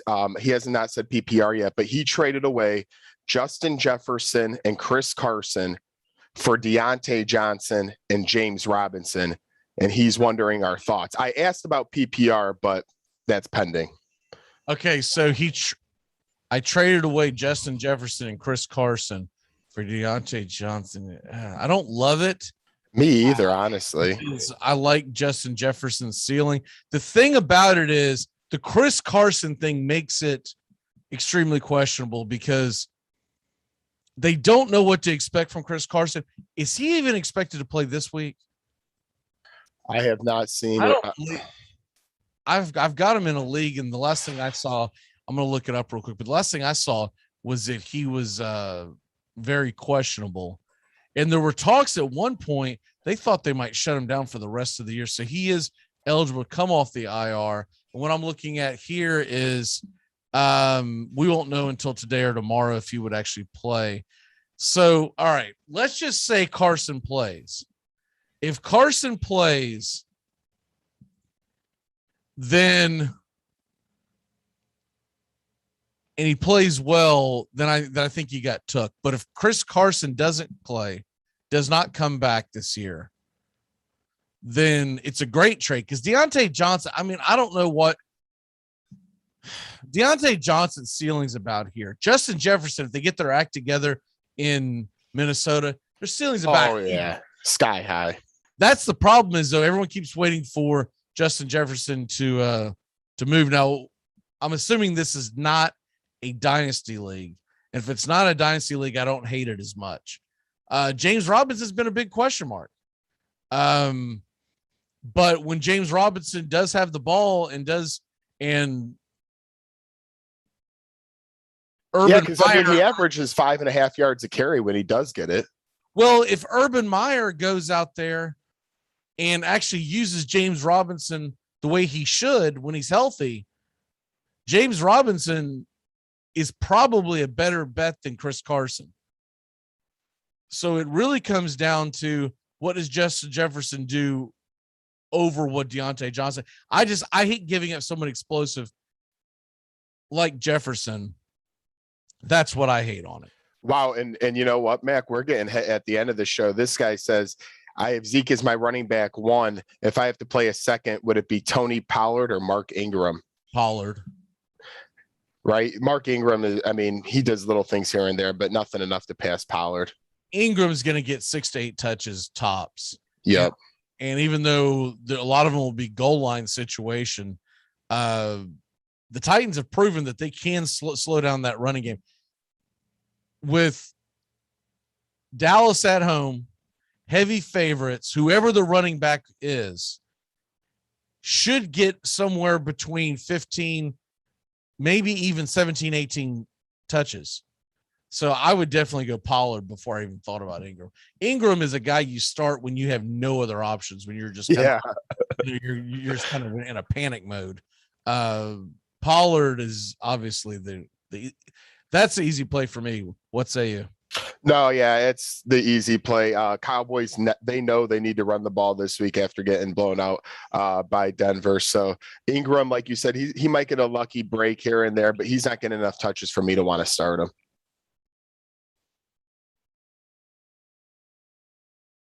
So Buccaneers is chiming in saying that he likes it. I don't know. I just look, Justin Jefferson is a beast. He's especially this weekend. He's going to go play the Chargers. Hasn't he replaced Diggs so well? It was like the perfect replacement, like the perfect, like, oh, we let Diggs walk. Jefferson is in, big play threat. There you go. I don't know how they lost their mojo on their offense from 2020 to 2021, but they got to get it back. This is a perfect week to get it back too, by the way. Justin Jefferson's about to go play the Chargers. That's going to be that should be a really good matchup for Jefferson. A fun game to watch too. Yeah, I think the over under there is like around 50. You should get a shootout out in Los Angeles. But yeah, it's 53.5. 53.5 for the over under on Vikings Chargers. Wow, that thing's climbed. I think yesterday I saw it was 52 because it was 28-24 was the 53.5. That thing continues to climb. Keep an eye on the under on that one. Because the one thing you do get, even though I like West Coast, East Coast mojo the most, East Coast, West Coast messes with teams as well. Anytime you throw off the biological clock, they can come out sluggish. I still think Justin Jefferson's going to have a good game, though. I do too. Real quick before you jump off the Dalvin Cook drama, he's saying that he's innocent and the truth will come out. But does that worry you a little bit? I mean, if you're a Cook owner, you got to go out and get Madison first of all. But are you thinking about trading him? He really hasn't been that great this year, to be honest with you, just because Minnesota. I don't think it's anything got to do with him. I think it's because Minnesota is just not figured out.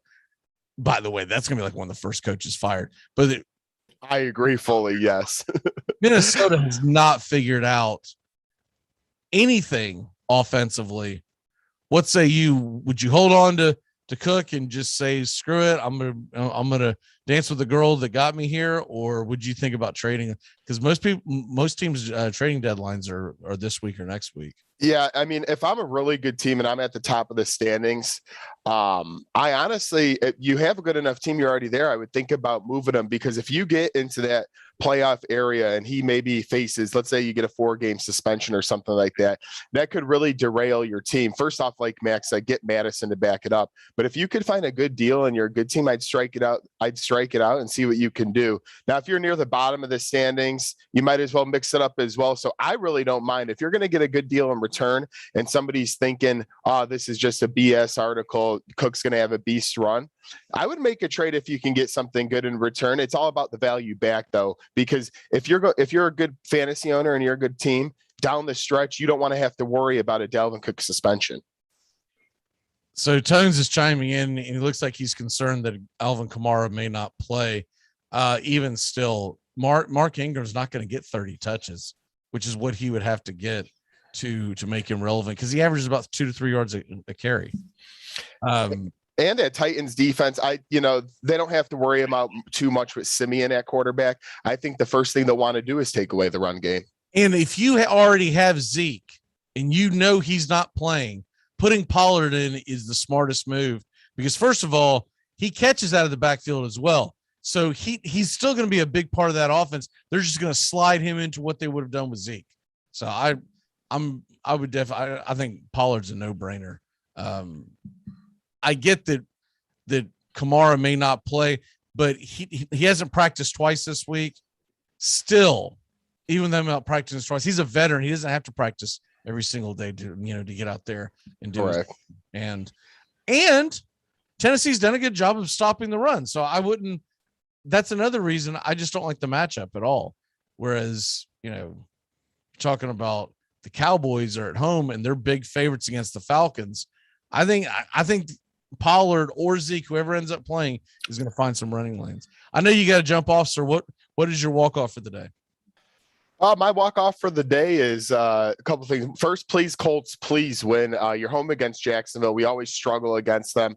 I know there's a lot of probably, fans around hoping Jacksonville does the same thing they usually do to Indy, but don't be fooled. It's a must win. You lose that game, you don't even deserve to be in the playoffs. And I'm just going to enjoy football. We're getting down the stretch here in college where every game matters. The playoffs are tight. The top 10 is tight. Huge weekend this week. Huge weekend. So it's getting cold here. I know by you, it's probably still nice and warm. It's getting chilly over here. So I'm going to be hibernating and watching football. I'm almost having to wear long shorts. Break them out. Almost. Not quite. Tomorrow, programming reminder, we got the college football kickoff show that'll start at 8, and all the boys will jump on at 8:30 with me. And we'll be doing that Dixie Football Nation. Then Sunday is 10 a.m. to noon. The handicappers and Joey will be back, and Tones and Steven and the whole gang. We're going to take a quick break. When we come back, I'm going to set up the rest of the point spread, some games we didn't get to that I like, and great job, Joey. We will see you on Sunday. Yep, see you, Mac. Have a good one. We'll be back in a flash with some more NFL picks. Kiss my ass. ACC football covered like no other here on the Armchair Quarterback. Against the blitz. Touchdown, Florida State. Preston scores the touchdown. And now it's Bowden's decision. And he sends Mowry onto the field right away. Danny Cannell is the holder. Mowry. This game is over. A 31-31 tie. A 31-31 tie. A deep throw by Lawrence, a lot of contact. Justin Ross broke free from it. He's down in the end zone. Touchdown, Clemson. Justin Ross, a freshman wide receiver, big, rangy, and Trevor Lawrence knows. Throw it up against that single coverage. Give him a chance to make a play on a 50-50 ball. If you're a fan of the ACC, pull up an armchair. You're home. Weekends in the fall just got a hell of a lot better. Saturday mornings, it's Dixie Football Nation. We talk SEC, ACC, the Big Ten, and more. As the only true Southern football kickoff show, you don't want to miss it. Saturdays, the Armchair Quarterbacks have got you covered all football season long. No flags on the field. It's a miracle. Mr. Rippemoff? Yes, Dorothy. A reporter and crew from News Center 7 Wastebusters are here to see you, sir. News Center 7. Wastebusters. They expose mind-boggling waste of taxpayers' money right here in the Miami Valley. What do they want with me? They said you sold the government a ballpoint pen, sir. So? For $1,000. Well, it came with refills. And a jar of paper clips for $2,000. They were multicolored paper clips. Uh-huh. Red ones, blue ones. What should I tell the Wastebusters, sir? Do they have lights and cameras? And the ballpoint pen, sir. Tell them I went out my window, down the fire escape, and then booked down the street screaming like a madman. I don't think they'll believe that, sir. Mr. Rippemoff? Uh-oh. Get caught up with the big stories from around the world in sports in just a few minutes. It's Take Me Out to the Ball Game today, weekdays. Armchair Quarterbacks on YouTube. Baseball, football, basketball, whatever's trending in the world of sports, it's on Take Me Out to the Ball Game today in just a few minutes. It drops weekdays. Take Me Out to the Ball Game today on the Armchair Quarterbacks YouTube channel. Take me out to the ball game. I bought the fresh stick, just as you told me. You're absolutely right. It's neat and quick, and it goes on dry. It did make me feel cool and sweet, just as you said. I did everything you said, but my boss still hasn't asked me to lunch. Unlike some deodorants, Fresh doesn't guarantee you'll get ahead in business. All Fresh does is keep you fresh. When you think of it, that's quite a lot. You go to hell and you die. I'm going to find out who you are. I don't think you can.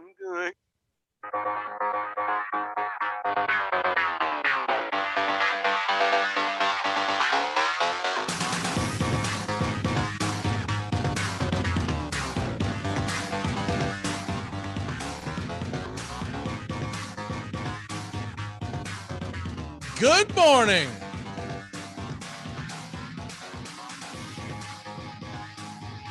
Welcome back as the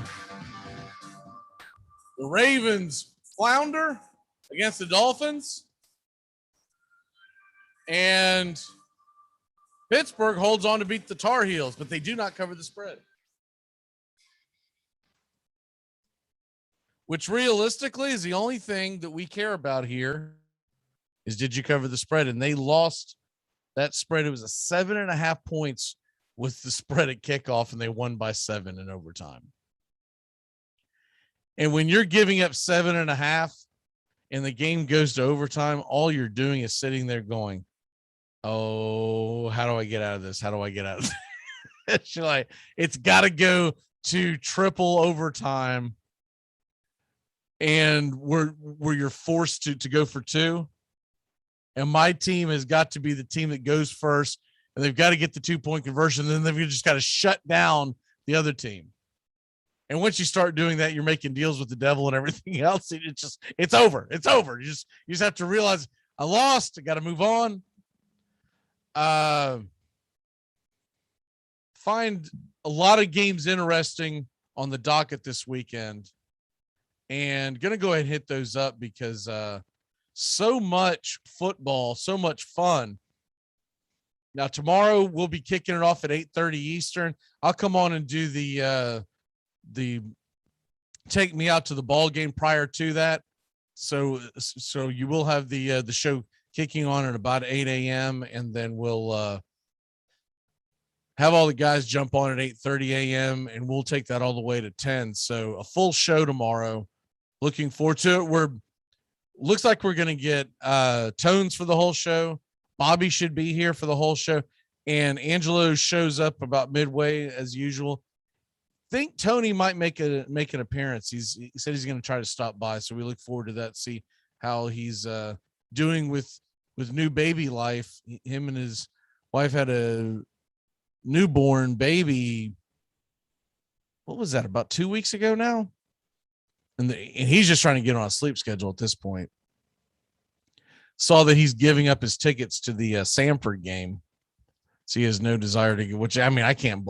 The thing is, Tony normally would go to that.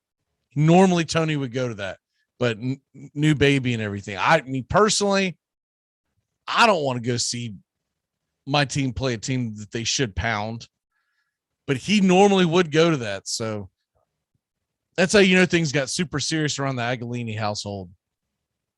Tonight, kind of talked about this early this morning. Cincinnati's a 23.5 point favorite. They are in South Florida to take on the Bulls, who have been just god awful.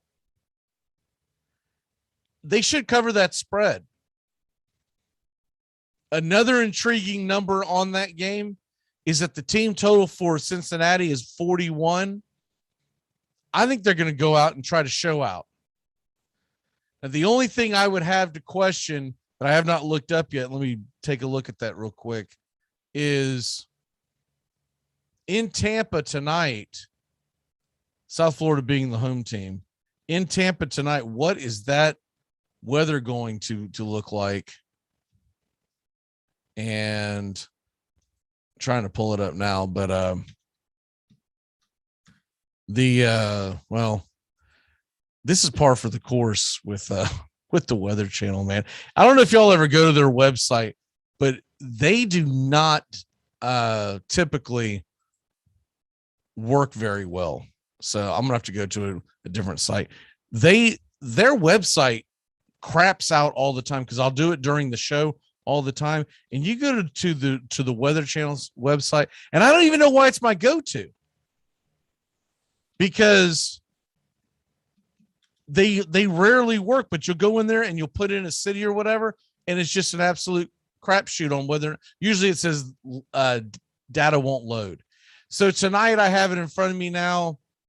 Looks like it's going to be clear. It's supposed to rain later on tonight, but you're talking about in the 70s, low 70s for kickoff.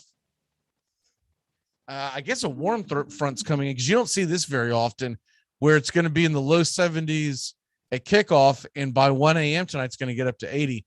But regardless, the rain is not expected until later on tonight, so it won't affect the ball game. So you got clear skies. I think there's a very good chance that Cincinnati hits that over. Now, I personally did a teaser, and I've only got a clear. Let me make sure I've got the actual right number in front of me. I've got a clear tonight on a teaser. I took it because that number has actually climbed from this morning, or from last night to this morning. I've got a teaser where the Cincinnati's got to cover by 16.5. I've already hit the first part of my teaser. I took the under on the Tar Heels versus Pittsburgh game. Their over under was originally 72.5, and I took it up to 78.5. I just didn't feel like that it was going to be that high scoring of a game, and I cleared that thing but with ease. I think the final was 30-23, so 53 points. So I cleared that by 25 points. Even when it went to overtime, it was one of those games like, I'm not worried about this. Is all that I've got this thing in the bag. Now I've got to worry about will Cincinnati go out there and run roughshod and get some points. I'm liking that Cincinnati game though. You're talking about having to get 41 points in a game where you need to run the score up. You need some style points. I'm liking that. You're talking about 6 touchdowns. I know that sounds like a lot, but Cincinnati throws the ball around. I think Ritter's going to get out there and sling it tonight, and I don't think they pull him out. There's a lot of money at stake. So he'll probably play into the fourth quarter. They want to hang 60 on him. They don't want to squeak by in a 38-28 ball game. We're like, yeah, they won, but was it impressive? They want to put as many points on the board as possible. So that is a game I'm definitely interested in tonight.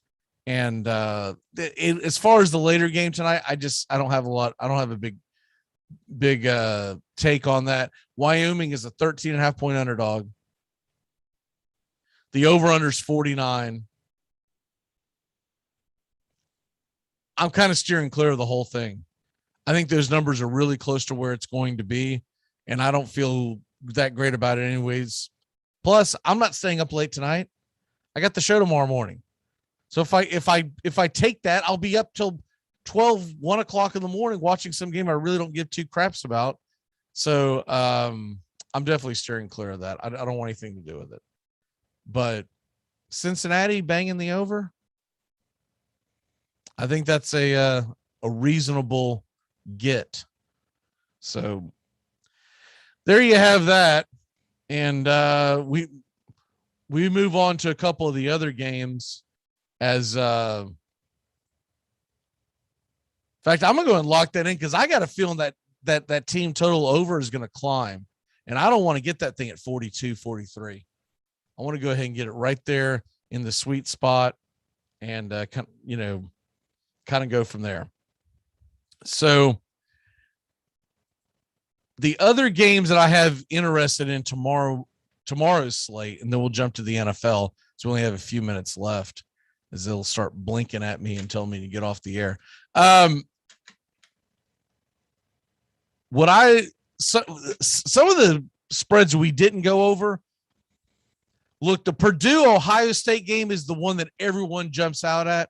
And I feel like Purdue can cover 21, but I also feel like Ohio State's been extremely impressive and they've put the foot on the gas.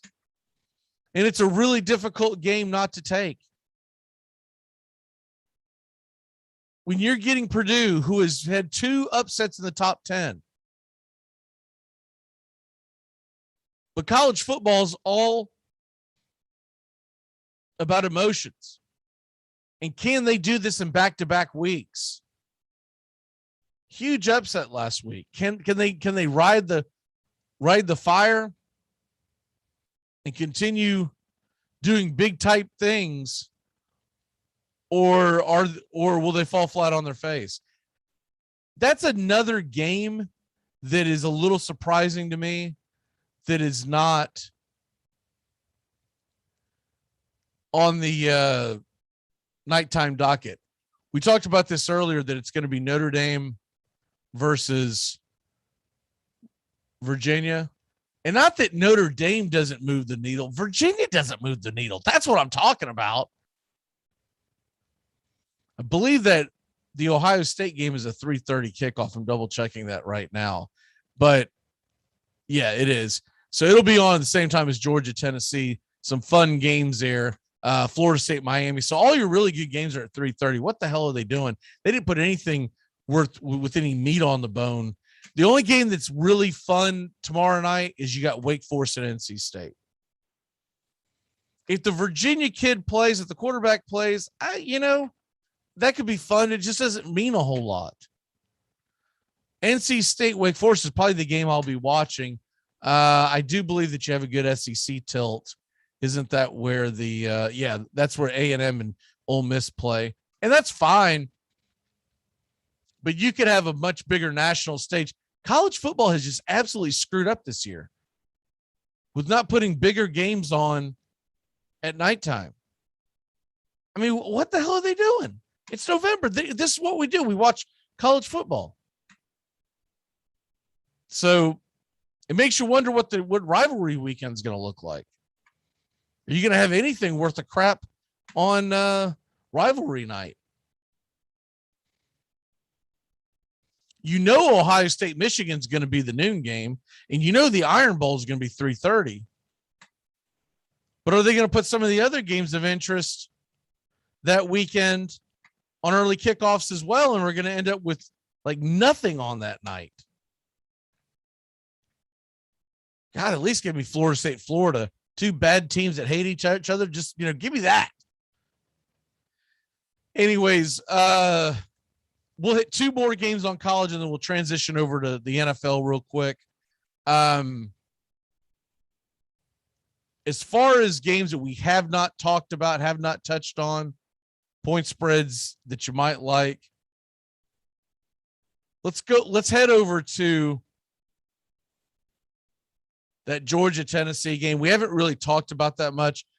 Justin's pick was the over. I don't know if I like that or not. I will say this, by the way they have it set up and the way that they're projecting out the team totals, it's kind of projecting towards the over. My problem is when you take the over and the Georgia Bulldogs are involved, can the opposing team put enough points up? And the way it's being played out right here is Tennessee's got to score about 20 to hit your over. I think Tennessee can do that. Tennessee's offense has looked really good. Defense, not so much, but that's not what you're looking at. You're trying to get some points. And so I kind of like the Vols hitting that team over.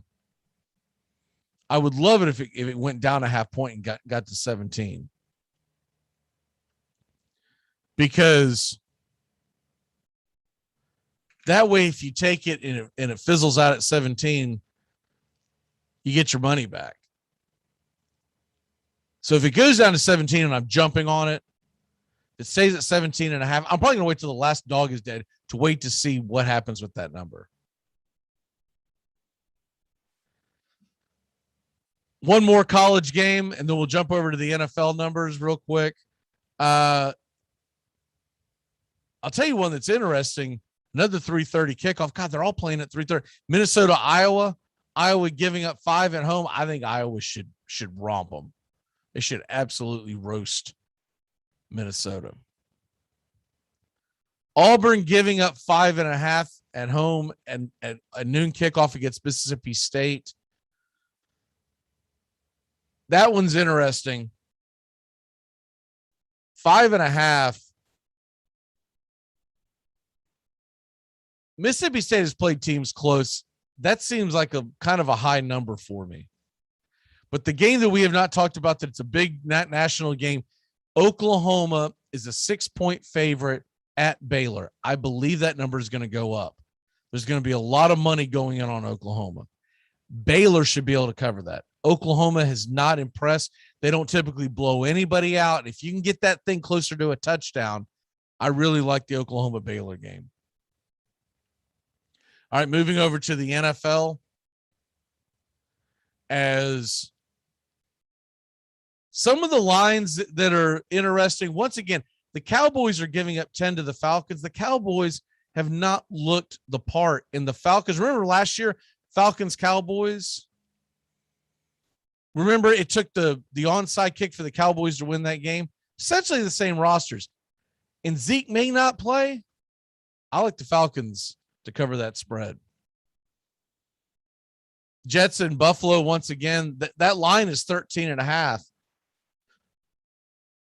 But the number that I really like is New York getting over the 17. The Saints and Titans. Titans are a 3-point favorite, especially if they're not going to have Kamara.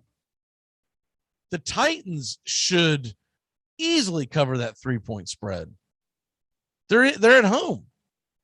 That spread looks like to me what it should look like if the Tennessee Titans were going to New Orleans.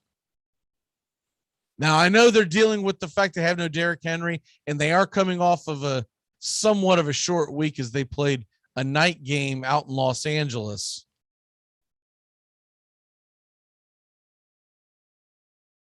On a Sunday night. So it's kind of a short week, but it's not your traditional Monday night game short week. So that number is a little strange to me. The Lions,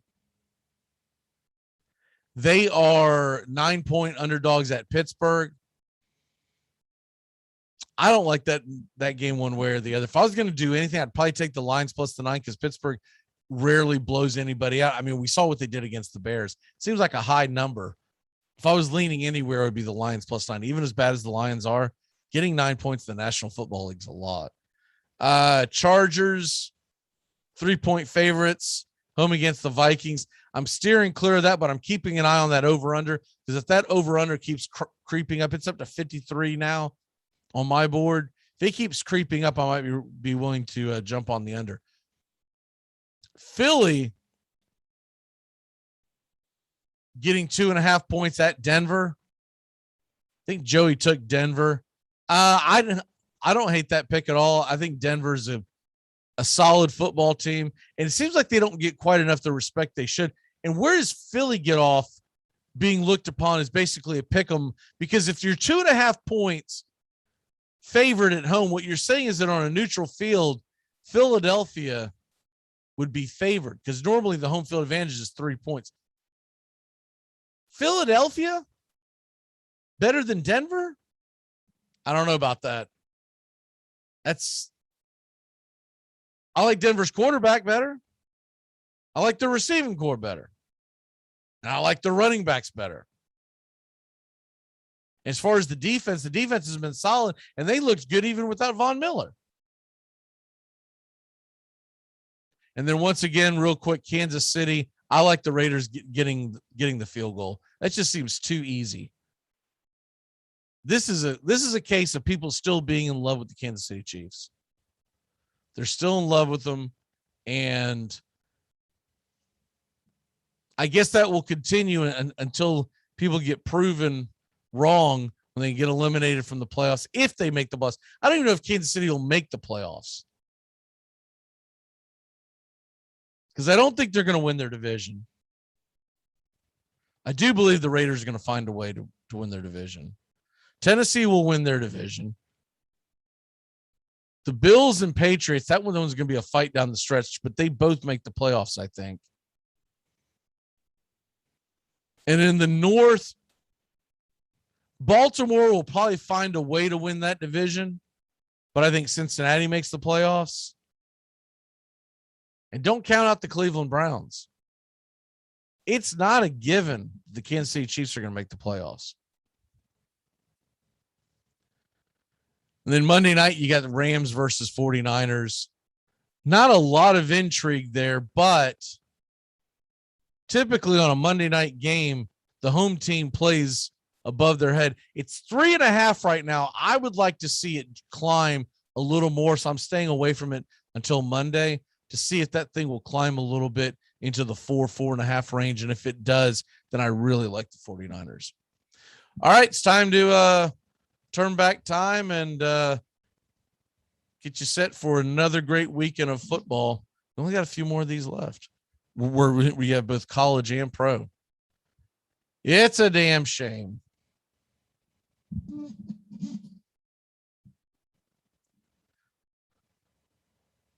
Really wish they would find a way to start the NFL season later or end the baseball season earlier. Because I get so wrapped up into baseball and in the playoffs, even when the Braves don't go on this run that they went on. I think that was a magical run. But even when they don't, I get wrapped up in the baseball playoffs that I don't feel like my entire focus is on football until November. And then it feels like it's gone.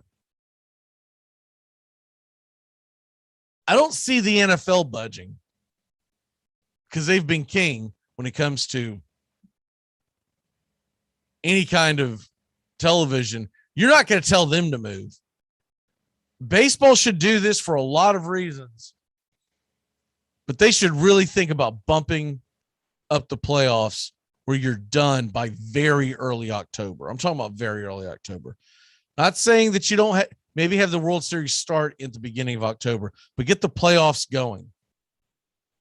And get the regular season going a little earlier. Even if you have to start in southern cities for those first couple of weeks, whatever. I think it would be a huge help to baseball and condense the schedule a little bit, play a little more double headers. You'd be advantageous because remember something, when we're in September, yeah, you got the NFL going on, but usually the college football slate is trash. We're usually like scraping trying to find something to watch with college football at the beginning of the season. It's time to turn back time. Let's go ahead and hit it.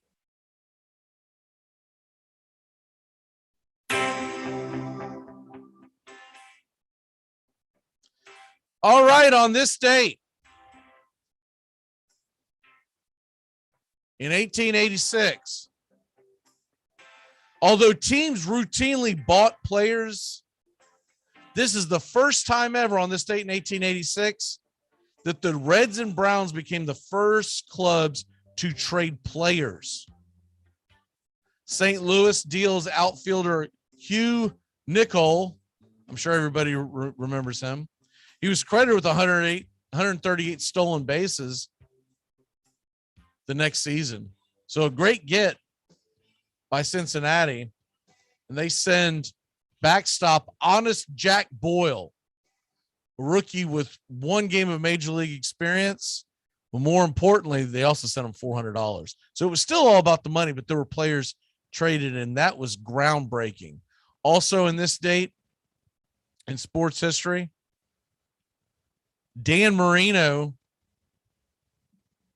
breaks Fran Tarkenton's NFL all-time passing record at just 47,003 yards. That was a thing back then. That was a huge thing that Marino did it that early in his career. Now, of course, his numbers get surpassed because the rules change in the NFL and whatnot. But when Marino did it, everyone was just floored by it. Well, most people thought back then that whatever Marino ended up with the numbers would never be touched. Of course, nobody knew they were going to change the entire way the game is played. And now you can't even breathe on a wide receiver or you get a PI call. Birthdays. It's your birthday today. What does that mean? Happy birthday. Wow. Happy 77th birthday to Mr. Al Michaels, one of the greatest to ever do it. Born in Brooklyn, New York, Miracle on Ice, did Major League Baseball. Of course, now well known for the National Football League. One of my all-time favorites. Also, happy birthday, 53rd birthday to Sammy Sosa. I actually would have thought he'd been older than that. Sammy Sosa, 53 years old, so he says. And happy 51st birthday to Tanya Harding, the myth, the legend. And I think that'll about do it. You know what? We'll throw a couple of ones here. Jason Day is he really only 34 years old? I thought he was older than that too. He's 34, and Russell Westbrook is 33. I would have thought Russell Westbrook would have been much younger than Jason Day, but only by a year. All right, so my walk-off for the day is this. Got a big day of football. You got the Cincinnati game tonight. Going to be locked into that. And then, of course, college football will be doing the show tomorrow morning. I'm going to pay attention to the Houston Open. I'll put some skin in the game on some guys who finish in the top 10. And I'm going to jump all over that and pay attention. That gives me something to watch. Houston Open, a lot of big names in that tournament, by the way. If you do like golf, there's a lot of big names in that tournament. And we will see you tomorrow, 8 a.m. Eastern. We'll get the pregame show kicking off, and then all the guys will join in at 8:30, and we will be ready to roll. We will see you tomorrow. Have a great rest of your Friday. And of course, we'll be back on Sunday as well. We'll see you. It's Friday, working stiffs. Everybody. 4, 3, 2, 1. Happy weekend! Goodbye, sweetheart. Well, it's time to go. We're back tomorrow with another show. Well, unless we're fired, we'll talk to you then. Goodbye, sweetheart. Goodbye. Goodbye. Guys and gals, it's time to go. We'll see you on the next show. Same bat time, same bat channel. Thanks for listening to the Armchair Quarterbacks on these CBS Sports affiliates and catching the show on YouTube Live. We're here weekdays. Find Armchair Quarterbacks on YouTube Live today. Please subscribe and share and take us everywhere you go. The Armchair Quarterbacks, your first choice for Southern sports talk, live from the First Coast. Gonna get another cigarette.